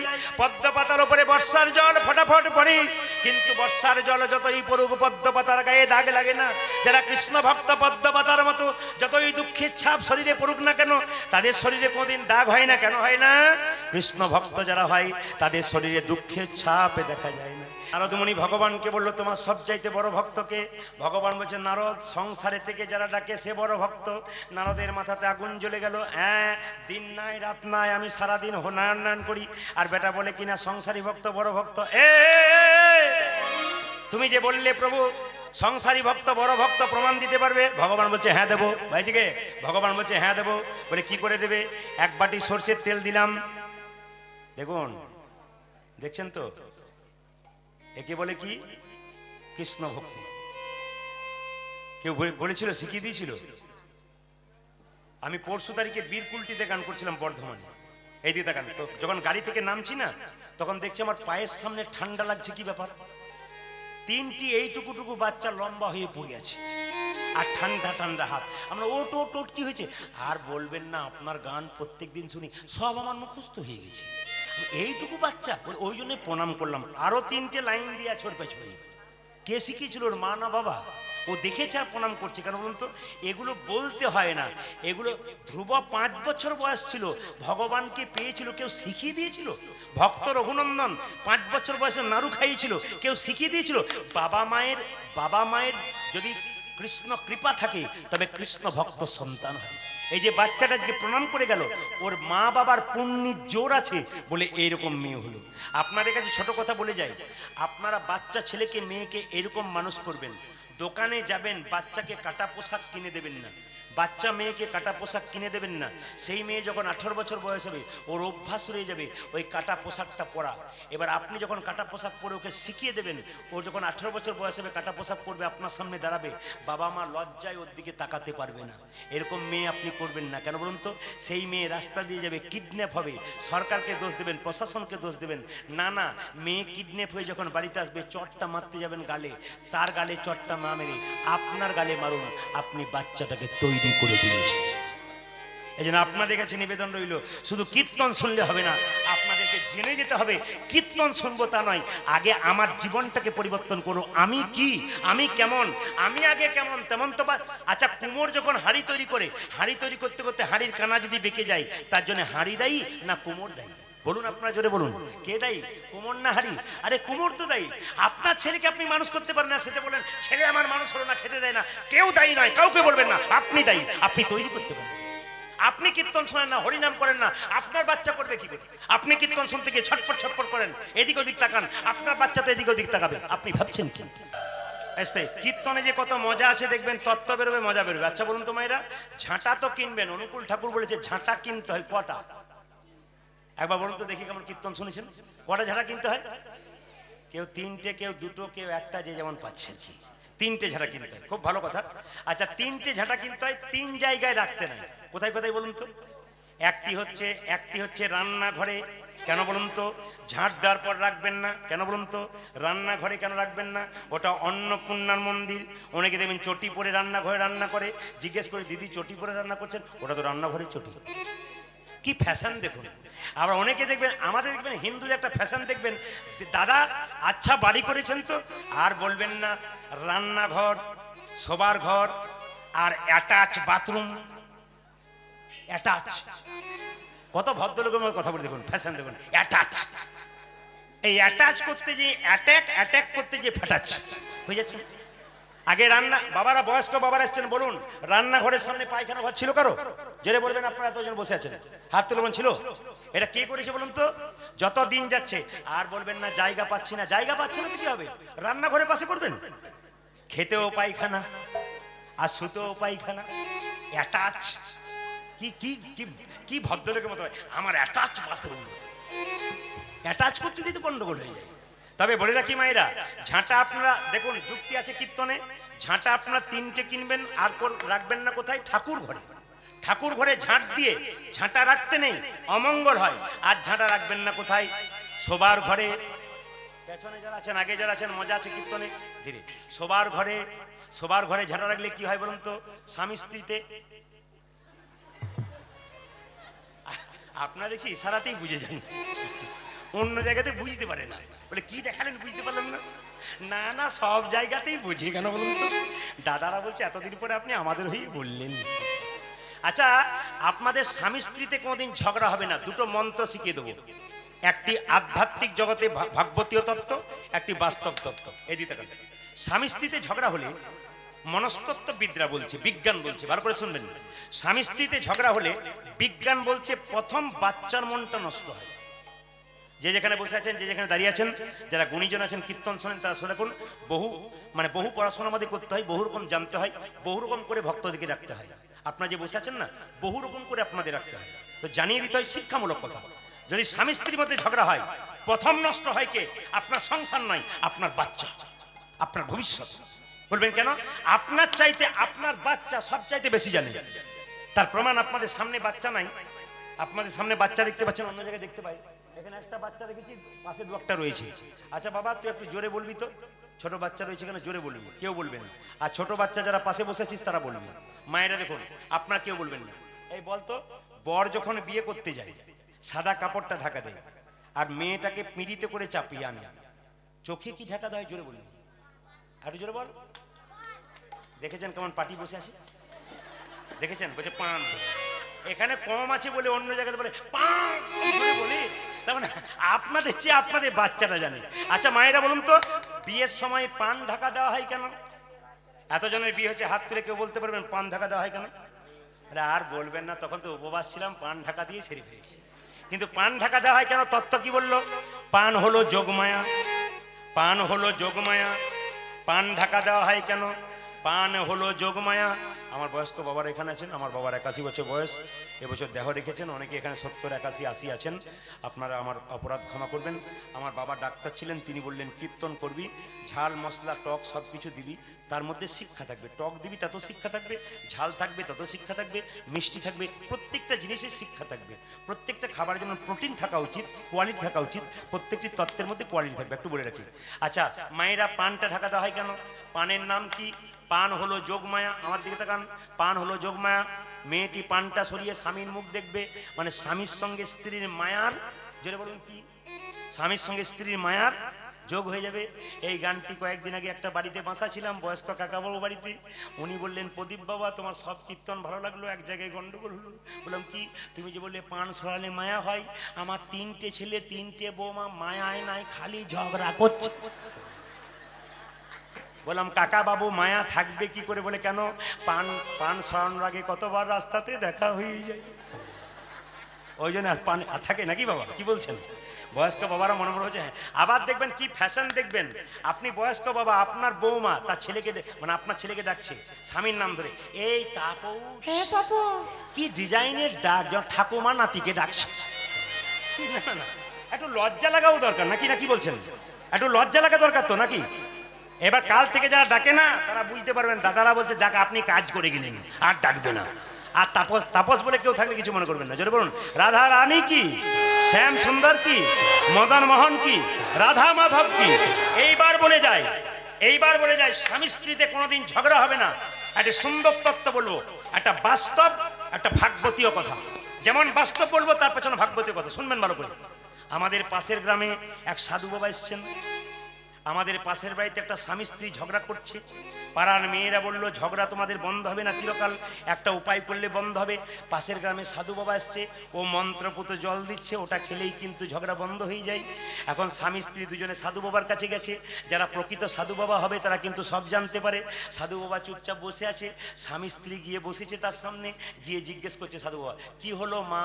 মেয়েটি বলছে, আর বলবেন না বাবা, খালি খুটুর বুটুর লেগেই আছে। তখন সাধু বাবা জিজ্ঞেস করছে ইশারা করে মেয়েটাকে, কে বেশি ঝগড়া করে? মেয়েটা বলছে, আর ছেলেটাকে বলছে কে বেশি ঝগড়া? ছেলেটা বলছে। তখন দেখলো যে ছেলে যদি 4টা বলছে, মেয়েটা 25টা বলছে। সাধু বাবারা বুঝতে পারে তো, বলছে মা, ছেলেটাকে বলছে তুই যা বাড়ি যা, বাড়ি যা। মেয়েটাকে বলছে তুই এদিকে আয়, তোকে মন্ত্রপুত জল দিলাম ফুসফুস করে, এই জলটা তুই নে বাড়ি নিয়ে যা। তোর স্বামী যখন 4টা বলে তোর মাথা গরম হয়ে যায়, 25টা বলে ফেলিস। ও যখন 4টা বলবে তখন তুই কিছুই বলবি না, মন্ত্রপুত জলটা হাতে নিবি, মুখের ভেতরে ভরবি, গিলবিও না ফেলবিও না। বুঝেছেন কেমন কীর্তনে মজা আছে? সারা রাত্রি হলো অসুবিধা নেই। এই জন্য সব জায়গাতে গিলবি না ফেলবে না মানে কি মা? এই দেখুন, এইটি যদি করতে পারেন, মানে বোবা যদি সাজা যায়, আর কোনদিন ঝগড়া হবে না। আর ভাগবতীয় কথা, জোরে বলুন, ভাগবতীয় কথা বলবো। রাধা রানী কি, শ্যাম সুন্দর কি। ভাগবত বলল স্বামী স্ত্রীতে ঝগড়া হবে না, দুটো কাজ একসঙ্গে করো, ভজন ভজন ভজন ভজন ভজন ভজন ভজন ভজন ভজন ভোজন ভজন ভজন ভজন। স্বামী যদি বেলা 3টে আসে, তাকে দেবেন তারপর ভজন, তাকে দেবেন তারপর ভজন। ঝগড়া নাই। সন্ধ্যাবেলাতে স্বামী স্ত্রীতে একসঙ্গে বসে ভগবানের ভজন, ভোজন আর ভজন যদি এক হয়, তাহলে আপনাদের ঝগড়া হবে না। আচ্ছা, ভজন যদি এক হয়, সবাই মিলে হাত তুলে একটু ভগবানের ভজন করে নিন। কৃষ্ণ কেশব সবাই মিলে একসঙ্গে হাত তুলে ভজন করে নিন। বিল্লমঙ্গল যাচ্ছে মায়ের। কয়লার ময়লা যায় না ধুলে, আর স্বভাব যায় না, জোরে বলুন, মূলে। তবে আপনারা যখন মাথায় কাপড় নিলেন, মাথার কাপড়টা কথা একটু বলে যায়। দাদা ভাইরা বাবারা যারা এসছেন একটু মন দিয়ে শুনবেন। মাথার কাপড়টার নাম হচ্ছে লজ্জা, এটার নাম সভ্যতা। সব মেয়েরা এটাই নেবে। মুসলিম মেয়েদের দেখবেন, অন্যান্য জাতির মেয়েদের দেখবেন, ওরা মাথার কাপড়টা ছাড়ে না। আমি অ্যাপেলো চেন্নাই একবার চিকিৎসা করাতে গিয়েছিলাম। একজন মহিলা ছিলেন, বিখ্যাত ডাক্তার, মানে ডাক্তারিনী। তিনি কিন্তু মাথার, তিনি সালোয়ার কামিজটা পরেছেন, কিন্তু মাথার এইখানটা এরকমই রেখেছেন। জিজ্ঞেস করলাম, আপনি এত বড় ডাক্তার, এটা কি করে করছেন? বলছে, এটা আমার বাবা মা বাচ্চা থেকে শিখিয়ে দিয়েছে, তুই যত বড় ডাক্তার হও না কেন, এই জায়গাটাকে ঠিক করে রাখবি। মনমোহন সিং যিনি প্রধানমন্ত্রী ছিলেন, মাথার পাগড়ি কোনোদিন খুলেছিলেন? ধর্মের জায়গাতে সবাই পাকা থাকে বাবা। যারা বিখ্যাত বিখ্যাত ব্যক্তি হন তারা ধর্মকে আঁকড়ে ধরেন। এখানে অনেক শিক্ষিত, অনেক গুণীজন ব্যক্তি কীর্তন শুনছেন, অনেক শিক্ষিত ব্যক্তি আছেন এখানে, কিন্তু কীর্তন তারা শুনছেন কেন? রাজহংসের মতো আসল জিনিসটা নিয়ে নিচ্ছেন, দুধটা নিয়ে নিচ্ছেন আর ওটা ফেলে দিচ্ছেন। বড় বড় যারা বিখ্যাত লোক হয় তারা কিন্তু কীর্তন শোনে। একটা আপনাদের বলে রাখি, তারা ভক্ত হয়। অ্যাপোলো চেন্নাই চিকিৎসা করাতে গিয়েছিলাম, আমি যাকে চিকিৎসা করেছিলাম তার নাম জোসেফ ভিটাচিল, খ্রিস্টান ডাক্তার। কিন্তু অবাক হয়ে যাবেন, তার কাছে যখন চিকিৎসা করাতে গেলাম তার টেবিলের মধ্যে কৃষ্ণের ছবি রয়েছে, যীশু খ্রিস্টের ছবি রয়েছে। জিজ্ঞেস করলাম, টেবিলে কৃষ্ণের ছবি, যীশু খ্রিস্টের ছবি? উনি বলছেন, ইনিই তো সব, আমি তো শুধুমাত্র মানে করে যাচ্ছি, উনি তো করাচ্ছেন। আপনি ভালো হবেন কি না হবেন তার জন্য তো আমি দায়ী নই, উনি করাবেন, আমি এত বড় ডাক্তার দিয়ে তার উপর বিশ্বাস আছে। আর আমাদের পশ্চিমবাংলা কিছু ডাক্তার আছে বলবে, আমি তো সব, I am royal Bengal tiger, আমার দ্বারা সব কিছু হবে, দেখবেন বলে না। কিন্তু ওরা কি করে? ঈশ্বরকে বিশ্বাস করে কাজ করে। বিখ্যাত বিজ্ঞানী আইজাক নিউটন, এদিকে তাকাবেন, বিখ্যাত বিজ্ঞানী আইজাক নিউটন, তিনি একটা সোলার সিস্টেম তৈরি করেছেন, সৌরজগৎ, কাঁচের মধ্যে। সৌরজগৎ, গোটা পৃথিবীটা কাঁচের মধ্যে দেখেছিলেন। ওর বন্ধু জিজ্ঞেস করেছিল, ধন্যবাদ ধন্যবাদ, থ্যাংক ইউ তোমাকে, এত সুন্দর সৌরজগৎটা তুমি একটা সোলার সিস্টেমে দেখিয়েছো। তখন সঙ্গে সঙ্গে আইজাক নিউটন বলল, ধন্যবাদ আমাকে দেবার আগে ওনাকে দাও যিনি এত বড় সৌরজগৎটা তৈরি করেছেন। বিখ্যাত বিখ্যাত মানুষ যারা হয় তারা ভগবানকে আশ্রয় দিয়ে থাকে। আর দেখবেন ছেঁতো মানুষ যারা হয়, এই আধা পণ্ডিত আধা, এরা দেখবেন ভগবানকে ভালোবাসে না। আমাদের দেখবেন অনেকে বলে ভগবান টগবান মানি না, দেখবেন অনেকে বলে আমি ভগবান টগবান মানি না। আমাদের মধ্যে, অন্য জাতির মধ্যে নেই, এগুলো আমাদের মধ্যে আছে।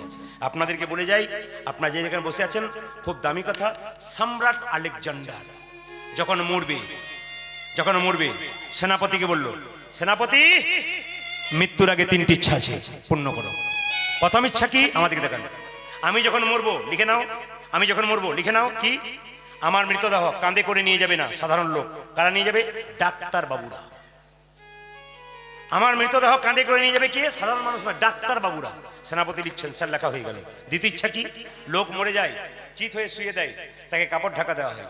কিন্তু আমি যখন মরে যাব, আমাকে চিত হয়ে শোয়াবে না, আমাকে উপর করে শোয়াবে, ওপরে সাদা কাপড় ঢাকা দেবে, হাত দুটো ঝুলতে ঝুলতে যাবে। সেনাপতি লিখলো, ঠিক আছে স্যার, লিখে দিলাম। 3 নম্বর বলুন, আমি যখন মরবো যে টাকা রোজগার করলাম সেই টাকা আমি মরার পর ছড়াতে যাবে। ঠিক আছে স্যার, লিখে দিলাম। সেনাপতি জিজ্ঞেস করছে, এক এক করে জিজ্ঞেস করছে, স্যার আমার মানে জিজ্ঞেস করতে ভয় লাগছে, কিন্তু একটু বলতে হবে আপনাকে। কি? আপনি যখন মরবেন তখন আপনি কেন ডাক্তারবাবুর আপনাকে বয়ে নিয়ে বেড়াবে কেন? সাধারণ মানুষ বইবে না কেন? সঙ্গে সঙ্গে আলেকজান্ডার বলল, আমাকে ডাক্তার বয়ে নিয়ে যাবে কেন? আসে যদি ডাক্তার, কি করিবে ডাক্তার? যুক্তি দেখুন, আসে যদি ডাক্তার, কি করিবে ডাক্তার? ডাক্তার রোগের উপশম দেয়, বাঁচাতে পারে না। উত্তম কুমার যখন মরে গিয়েছিল, তার হোম চিকিৎসককে জিজ্ঞেস করা হলো, আপনি বাঁচাতে পারলেন না? বলছে 23 বার চেষ্টা করলাম, 24 নম্বরে ফেল হয়ে গেল, আর পারলাম না। আসে যদি ডাক্তার, কি করবে ডাক্তার? ওই জন্য ডাক্তাররা বয়ে নিয়ে বেরাক, ওরা দেখিয়ে দিক যে আমাদের কোনো হাত নাই। মৃত্যুর কাছে সবাই হেরে যায়। সোনার কলসি যতই দামি হোক, একটা গ্লাসের কাছে তাকে মাথা নত করতে হয়। কোটি টাকার মালিক হলো, তাকে একটা মৃত্যুর কাছে তাকে মাথা নত করতেই হবে। এগুলো শিখিয়ে দিয়ে গেলেন। দ্বিতীয় ইচ্ছা, স্যার এরকম করে হাতটা নিয়ে যাবো কেন? আমাদের দেখেন এরকম করে কেন? আমি জগৎকে দেখাতে চাই আমি এই রাজত্ব লাভের জন্য কত মেয়ের স্মৃতির সিঁদুর কেড়ে নিলাম, কত বাবাকে হারিয়ে দিলাম কত ছেলের কাছ থেকে, কিন্তু এত বড় রাজত্ব করলাম, এত টাকা করলাম, যাবার সময় কি নিয়ে গেলাম? খালি হাতে এলাম, খালি হাতে গেলাম। আমি যাবার সময় কি নিয়ে গেলাম, কি নিয়ে এলাম? আর তৃতীয় কি? আমি যখন মরবো সব আমার ছড়িয়ে ছড়িয়ে যাবে, টাকা পয়সা শোনা যায় না। তার মানে আমি যে এত টাকা রোজগার করলাম, আমি কি নিয়ে গেলাম? যা করলাম এখানে ফেললাম। ওই জন্য আমরা যখন মরে যাই তখন আমাদের টাকা পয়সা ছড়াই না, যেটা বলুন, টাকা পয়সা ছড়াই না? কোনগুলো ছড়াই বলুন তো? অচল পয়সা, যে পয়সাগুলো চলে না সেগুলো চলে। তা আপনারা যখন মাথায় কাপড় নিয়েছেন, সবাই বাবু হয়ে বসুন। আর মাথার কাপড়ের কথা যখন এলো তখন একটু বলে দিই আপনাদের। মাথার কাপড়টার নাম হচ্ছে লজ্জা। আপনারা কাল থেকে মাথার কাপড় নেবেন। যে মেয়ে মাথার কাপড় নিয়ে সুন্দর লাগে, দাদারা বলছেন বলুন, এইগুলোই তো কমে গেছে। মাথার কাপড়টা এরকম করে নেবেন। আমার মায়ের মা বেঁচে ছিল, মাথার কাপড়টা এখানে ছিল 95 বছর। আমার মা বেঁচে আছেন 75 বছর, মাথার কাপড়টা এখানে। আমার কাকিমা বেঁচে আছেন সরতে খোঁপা মানে বাম্পার পর্যন্ত গেল। এখন যারা বাড়িতে এসছে বাম্পার টাম্পার নিয়ে হাইওয়ে হয়ে গেছে। আসলে বলুন তো মায়েরা, আগে ভাসুর দেখলে মেয়েরা পর্দা নিত না, যেটা বলুন তো, ভাসুর দেখলে পর্দা নিত না, ভাসুর দেখলে। এখন ভাসুর দেখলে পর্দা নেয় না কেন? যেদিন থেকে ভাসুর হলো বর্দা, সেদিন থেকে সরে গেল মেয়েদের পর্দা। ভাসুর যেদিন থেকে হলো, তাই সবাই মিলে মাথায় কাপড় নিন। বিল্লমঙ্গল চলেছে কোথায়? বৃন্দাবনের পথে। যেতে যেতে দেখলো কাকে? অহল্যা নামে একটা সুন্দরী রমণীকে দেখলো, আর দেখেই মনে মনে ভাবলো, বাহ, এই চিন্তা, তুমি আমায় তাড়িয়ে দিলে কি হবে?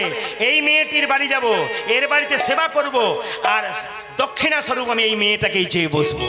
সতী নারী যারা হয় তারা বুঝতে পারে পুরুষকে, যারা সতী নারী হয় খারাপ পুরুষকে দেখলে বুঝতে পারে, বাহ, মেয়ে লোকটা স্বভাব তো ভালো নেই, তো কেমন তাকাচ্ছে আমার দিকে। দরজা বন্ধ করে দিল, আর সঙ্গে সঙ্গে বিল্লমঙ্গল চিৎকার করলো, ভিক্ষাং দেহি মাতা। ওইখানেই বিল্লমঙ্গল ভুল করলো, মা মাই ভিক্ষা দা,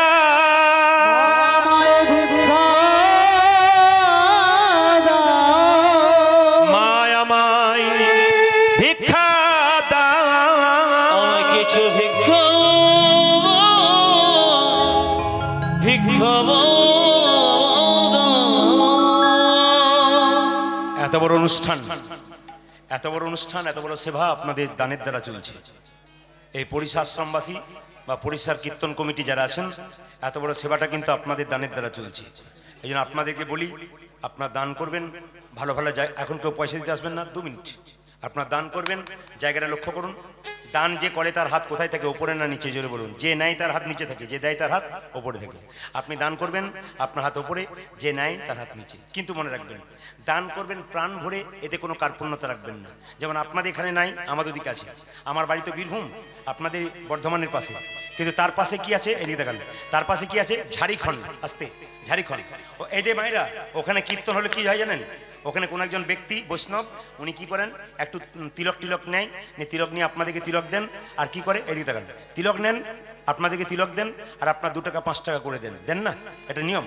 কিন্তু ওখানে দেখতে পাচ্ছি একজন তিলক দিচ্ছে বৈষ্ণব, সবাই টাকা দিচ্ছে, কিন্তু একজন 1 কোটি টাকাওয়ালা মালিক সামনে বসছে ধুতি পাঞ্জাবি পরে, সবাই দিচ্ছে, এদিকে দেখান, সবাই দিচ্ছে, ও খালি পকেটের মধ্যে হাতটা এমনি এমনি করছে।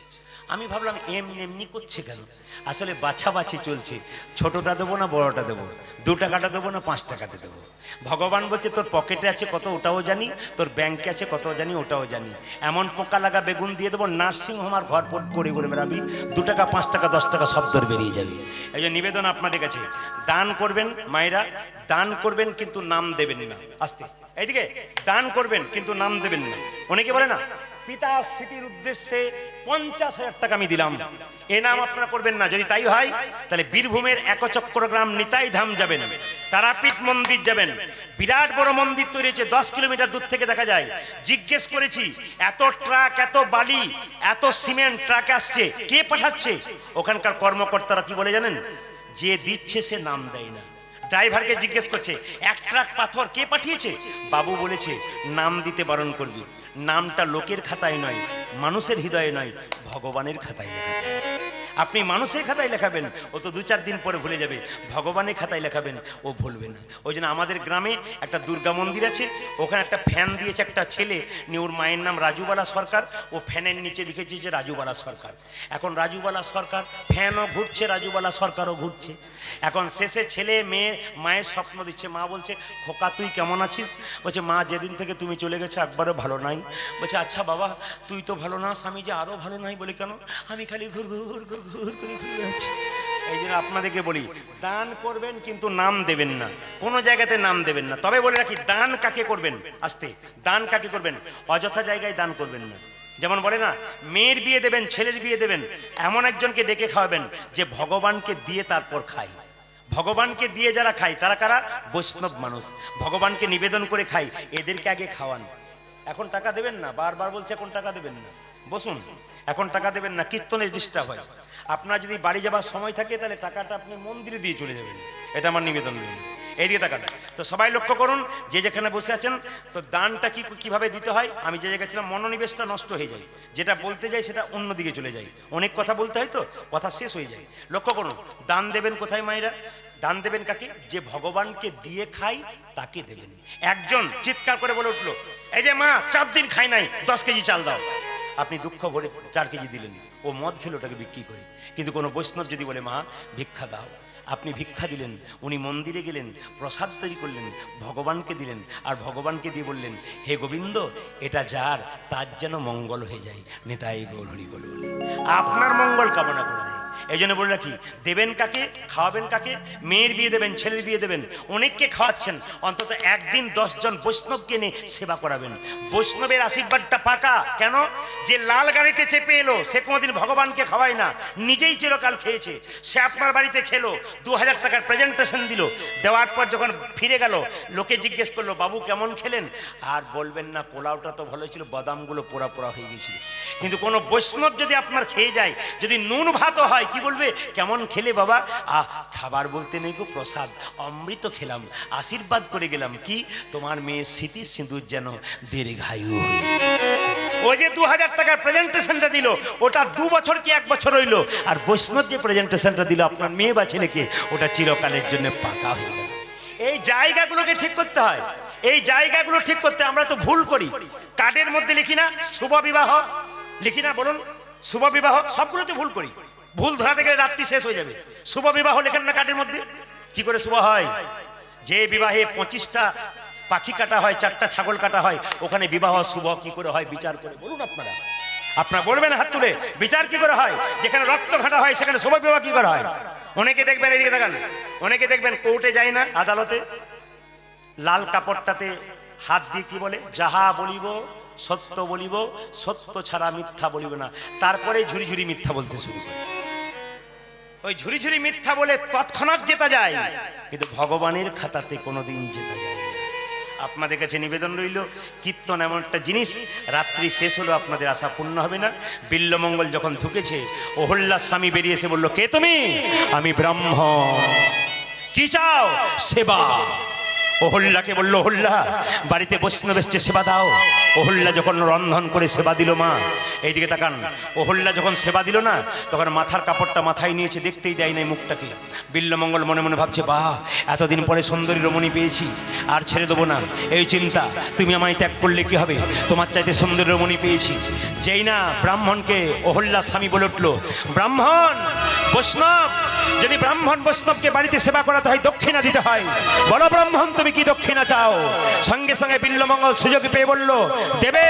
তবে দাও, তোমার স্ত্রীকে সুন্দর করে সাজিয়ে আজকে রাত্রিতে আমার সেবায় লাগিয়ে দাও। বিল্লমঙ্গল যেই না বলেছে সেবায় লাগিয়ে দাও, অহল্যা স্বামী চিৎকার করে বললে, এ কথা বলো না, বলো না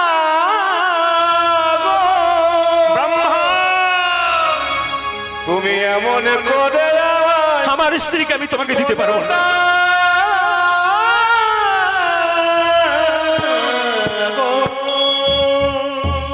বিল্লমঙ্গল অভিশাপ দিল অহল্যা স্বামীকে, তুমি যদি তোমার স্ত্রীকে আমায় না দেবে, অভিশাপ দিলাম, 1 সপ্তাহ পেরোবে না, তোমার স্ত্রীর স্মৃতির সিঁদুর হাতের শাঁখা চলে যাবে, তোমার মৃত্যু হবে।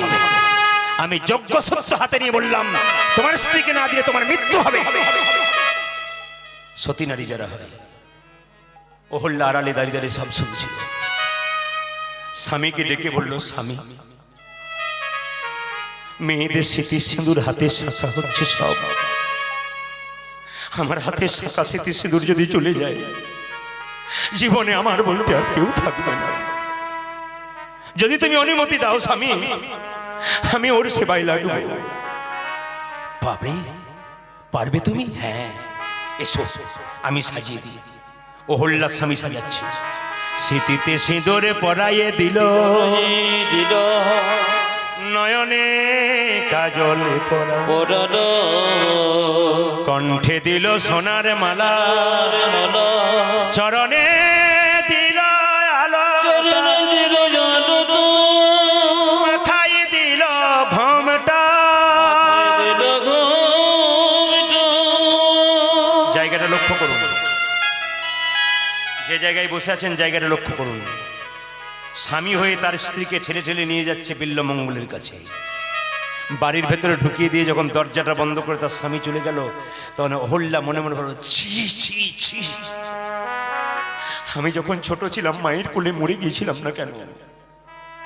একজন নারী হয়ে পর পুরুষকে নিজের দেহ বিক্রি কি করে করবো, আমি পারবো না।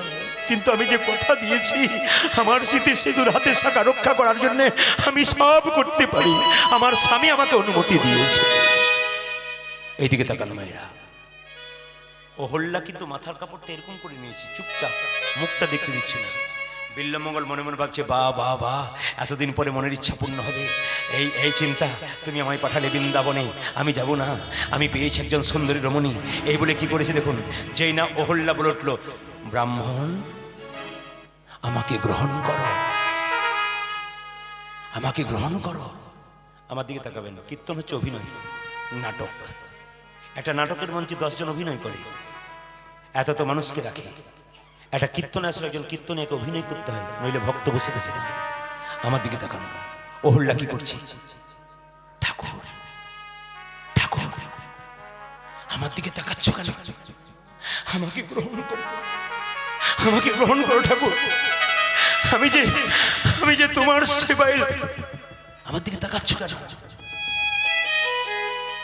বিল্লমঙ্গল অহল্যার দিকে তাকিয়ে চমকে গেল, একে এ আমি কাকে দেখছি, একে আমি অহল্যা বলছে এমন করে তাকাচ্ছ কেন। বিল্লমঙ্গল বলছে কেন তাকাচ্ছি জানো, ছোটবেলায় আমার মা মরে গেছে তো, তোমার মুখটাকে দেখে আমার মরা মায়ের মুখটা মনে পড়ে গেল।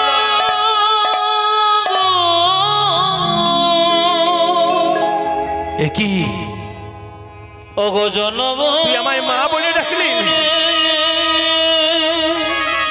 বিশ্বাস করো মা, আমি কামনার বসে তোমার কাছে ছুটে এসেছিলাম। আমি তোমার মুখের দিকে প্রথমে চাইলে আগেই সরে যেতাম মা। আমি কৃষ্ণকে ত্যাগ করে কামিনী কাঞ্চনে ছুটে এসেছিলাম কৃষ্ণচরণ বাদ দিয়ে, কিন্তু তোমার মুখটা দেখার পর, ছোটবেলা আমার মা মরে গিয়েছিল, সেই মুখটাকে দেখে মনে হলো এ আমার কেউ নয়, আমার মরা মায়ের মুখ। কি চাস তুই, কি চাস? আমি তো কোনোদিন মা হতে পারি না, তুই যখন মা বলে ডাকলি বল তুই কি চাস। দেবে মা, আমায় একটা জিনিস দাও। কি? তোমার মাথায় যে দুটো সোনার ক্লিপ আছে কাঁটা, ওই দুটো আমায় দাও। কি করবি? ওই কাঁটা দুটোকে নিয়ে এই নয়নের কাছে নিয়ে গিয়ে বলবো, নয়ন কৃষ্ণচরণ বাদ দিয়ে কামিনী চঞ্চনে মাতিয়ে দিলি। এই দেখো মা, আমি তোমার সামনে জগৎকে দেখাতে চাই, ওরে নয়ন তুই আমাকে কৃষ্ণচরণ বাদ দিয়ে কামিনী কাঞ্চনে মাতালি। এই দেখ মায়ের সামনে আমি অন্ধ করে দিলাম। কি মা গো তোমার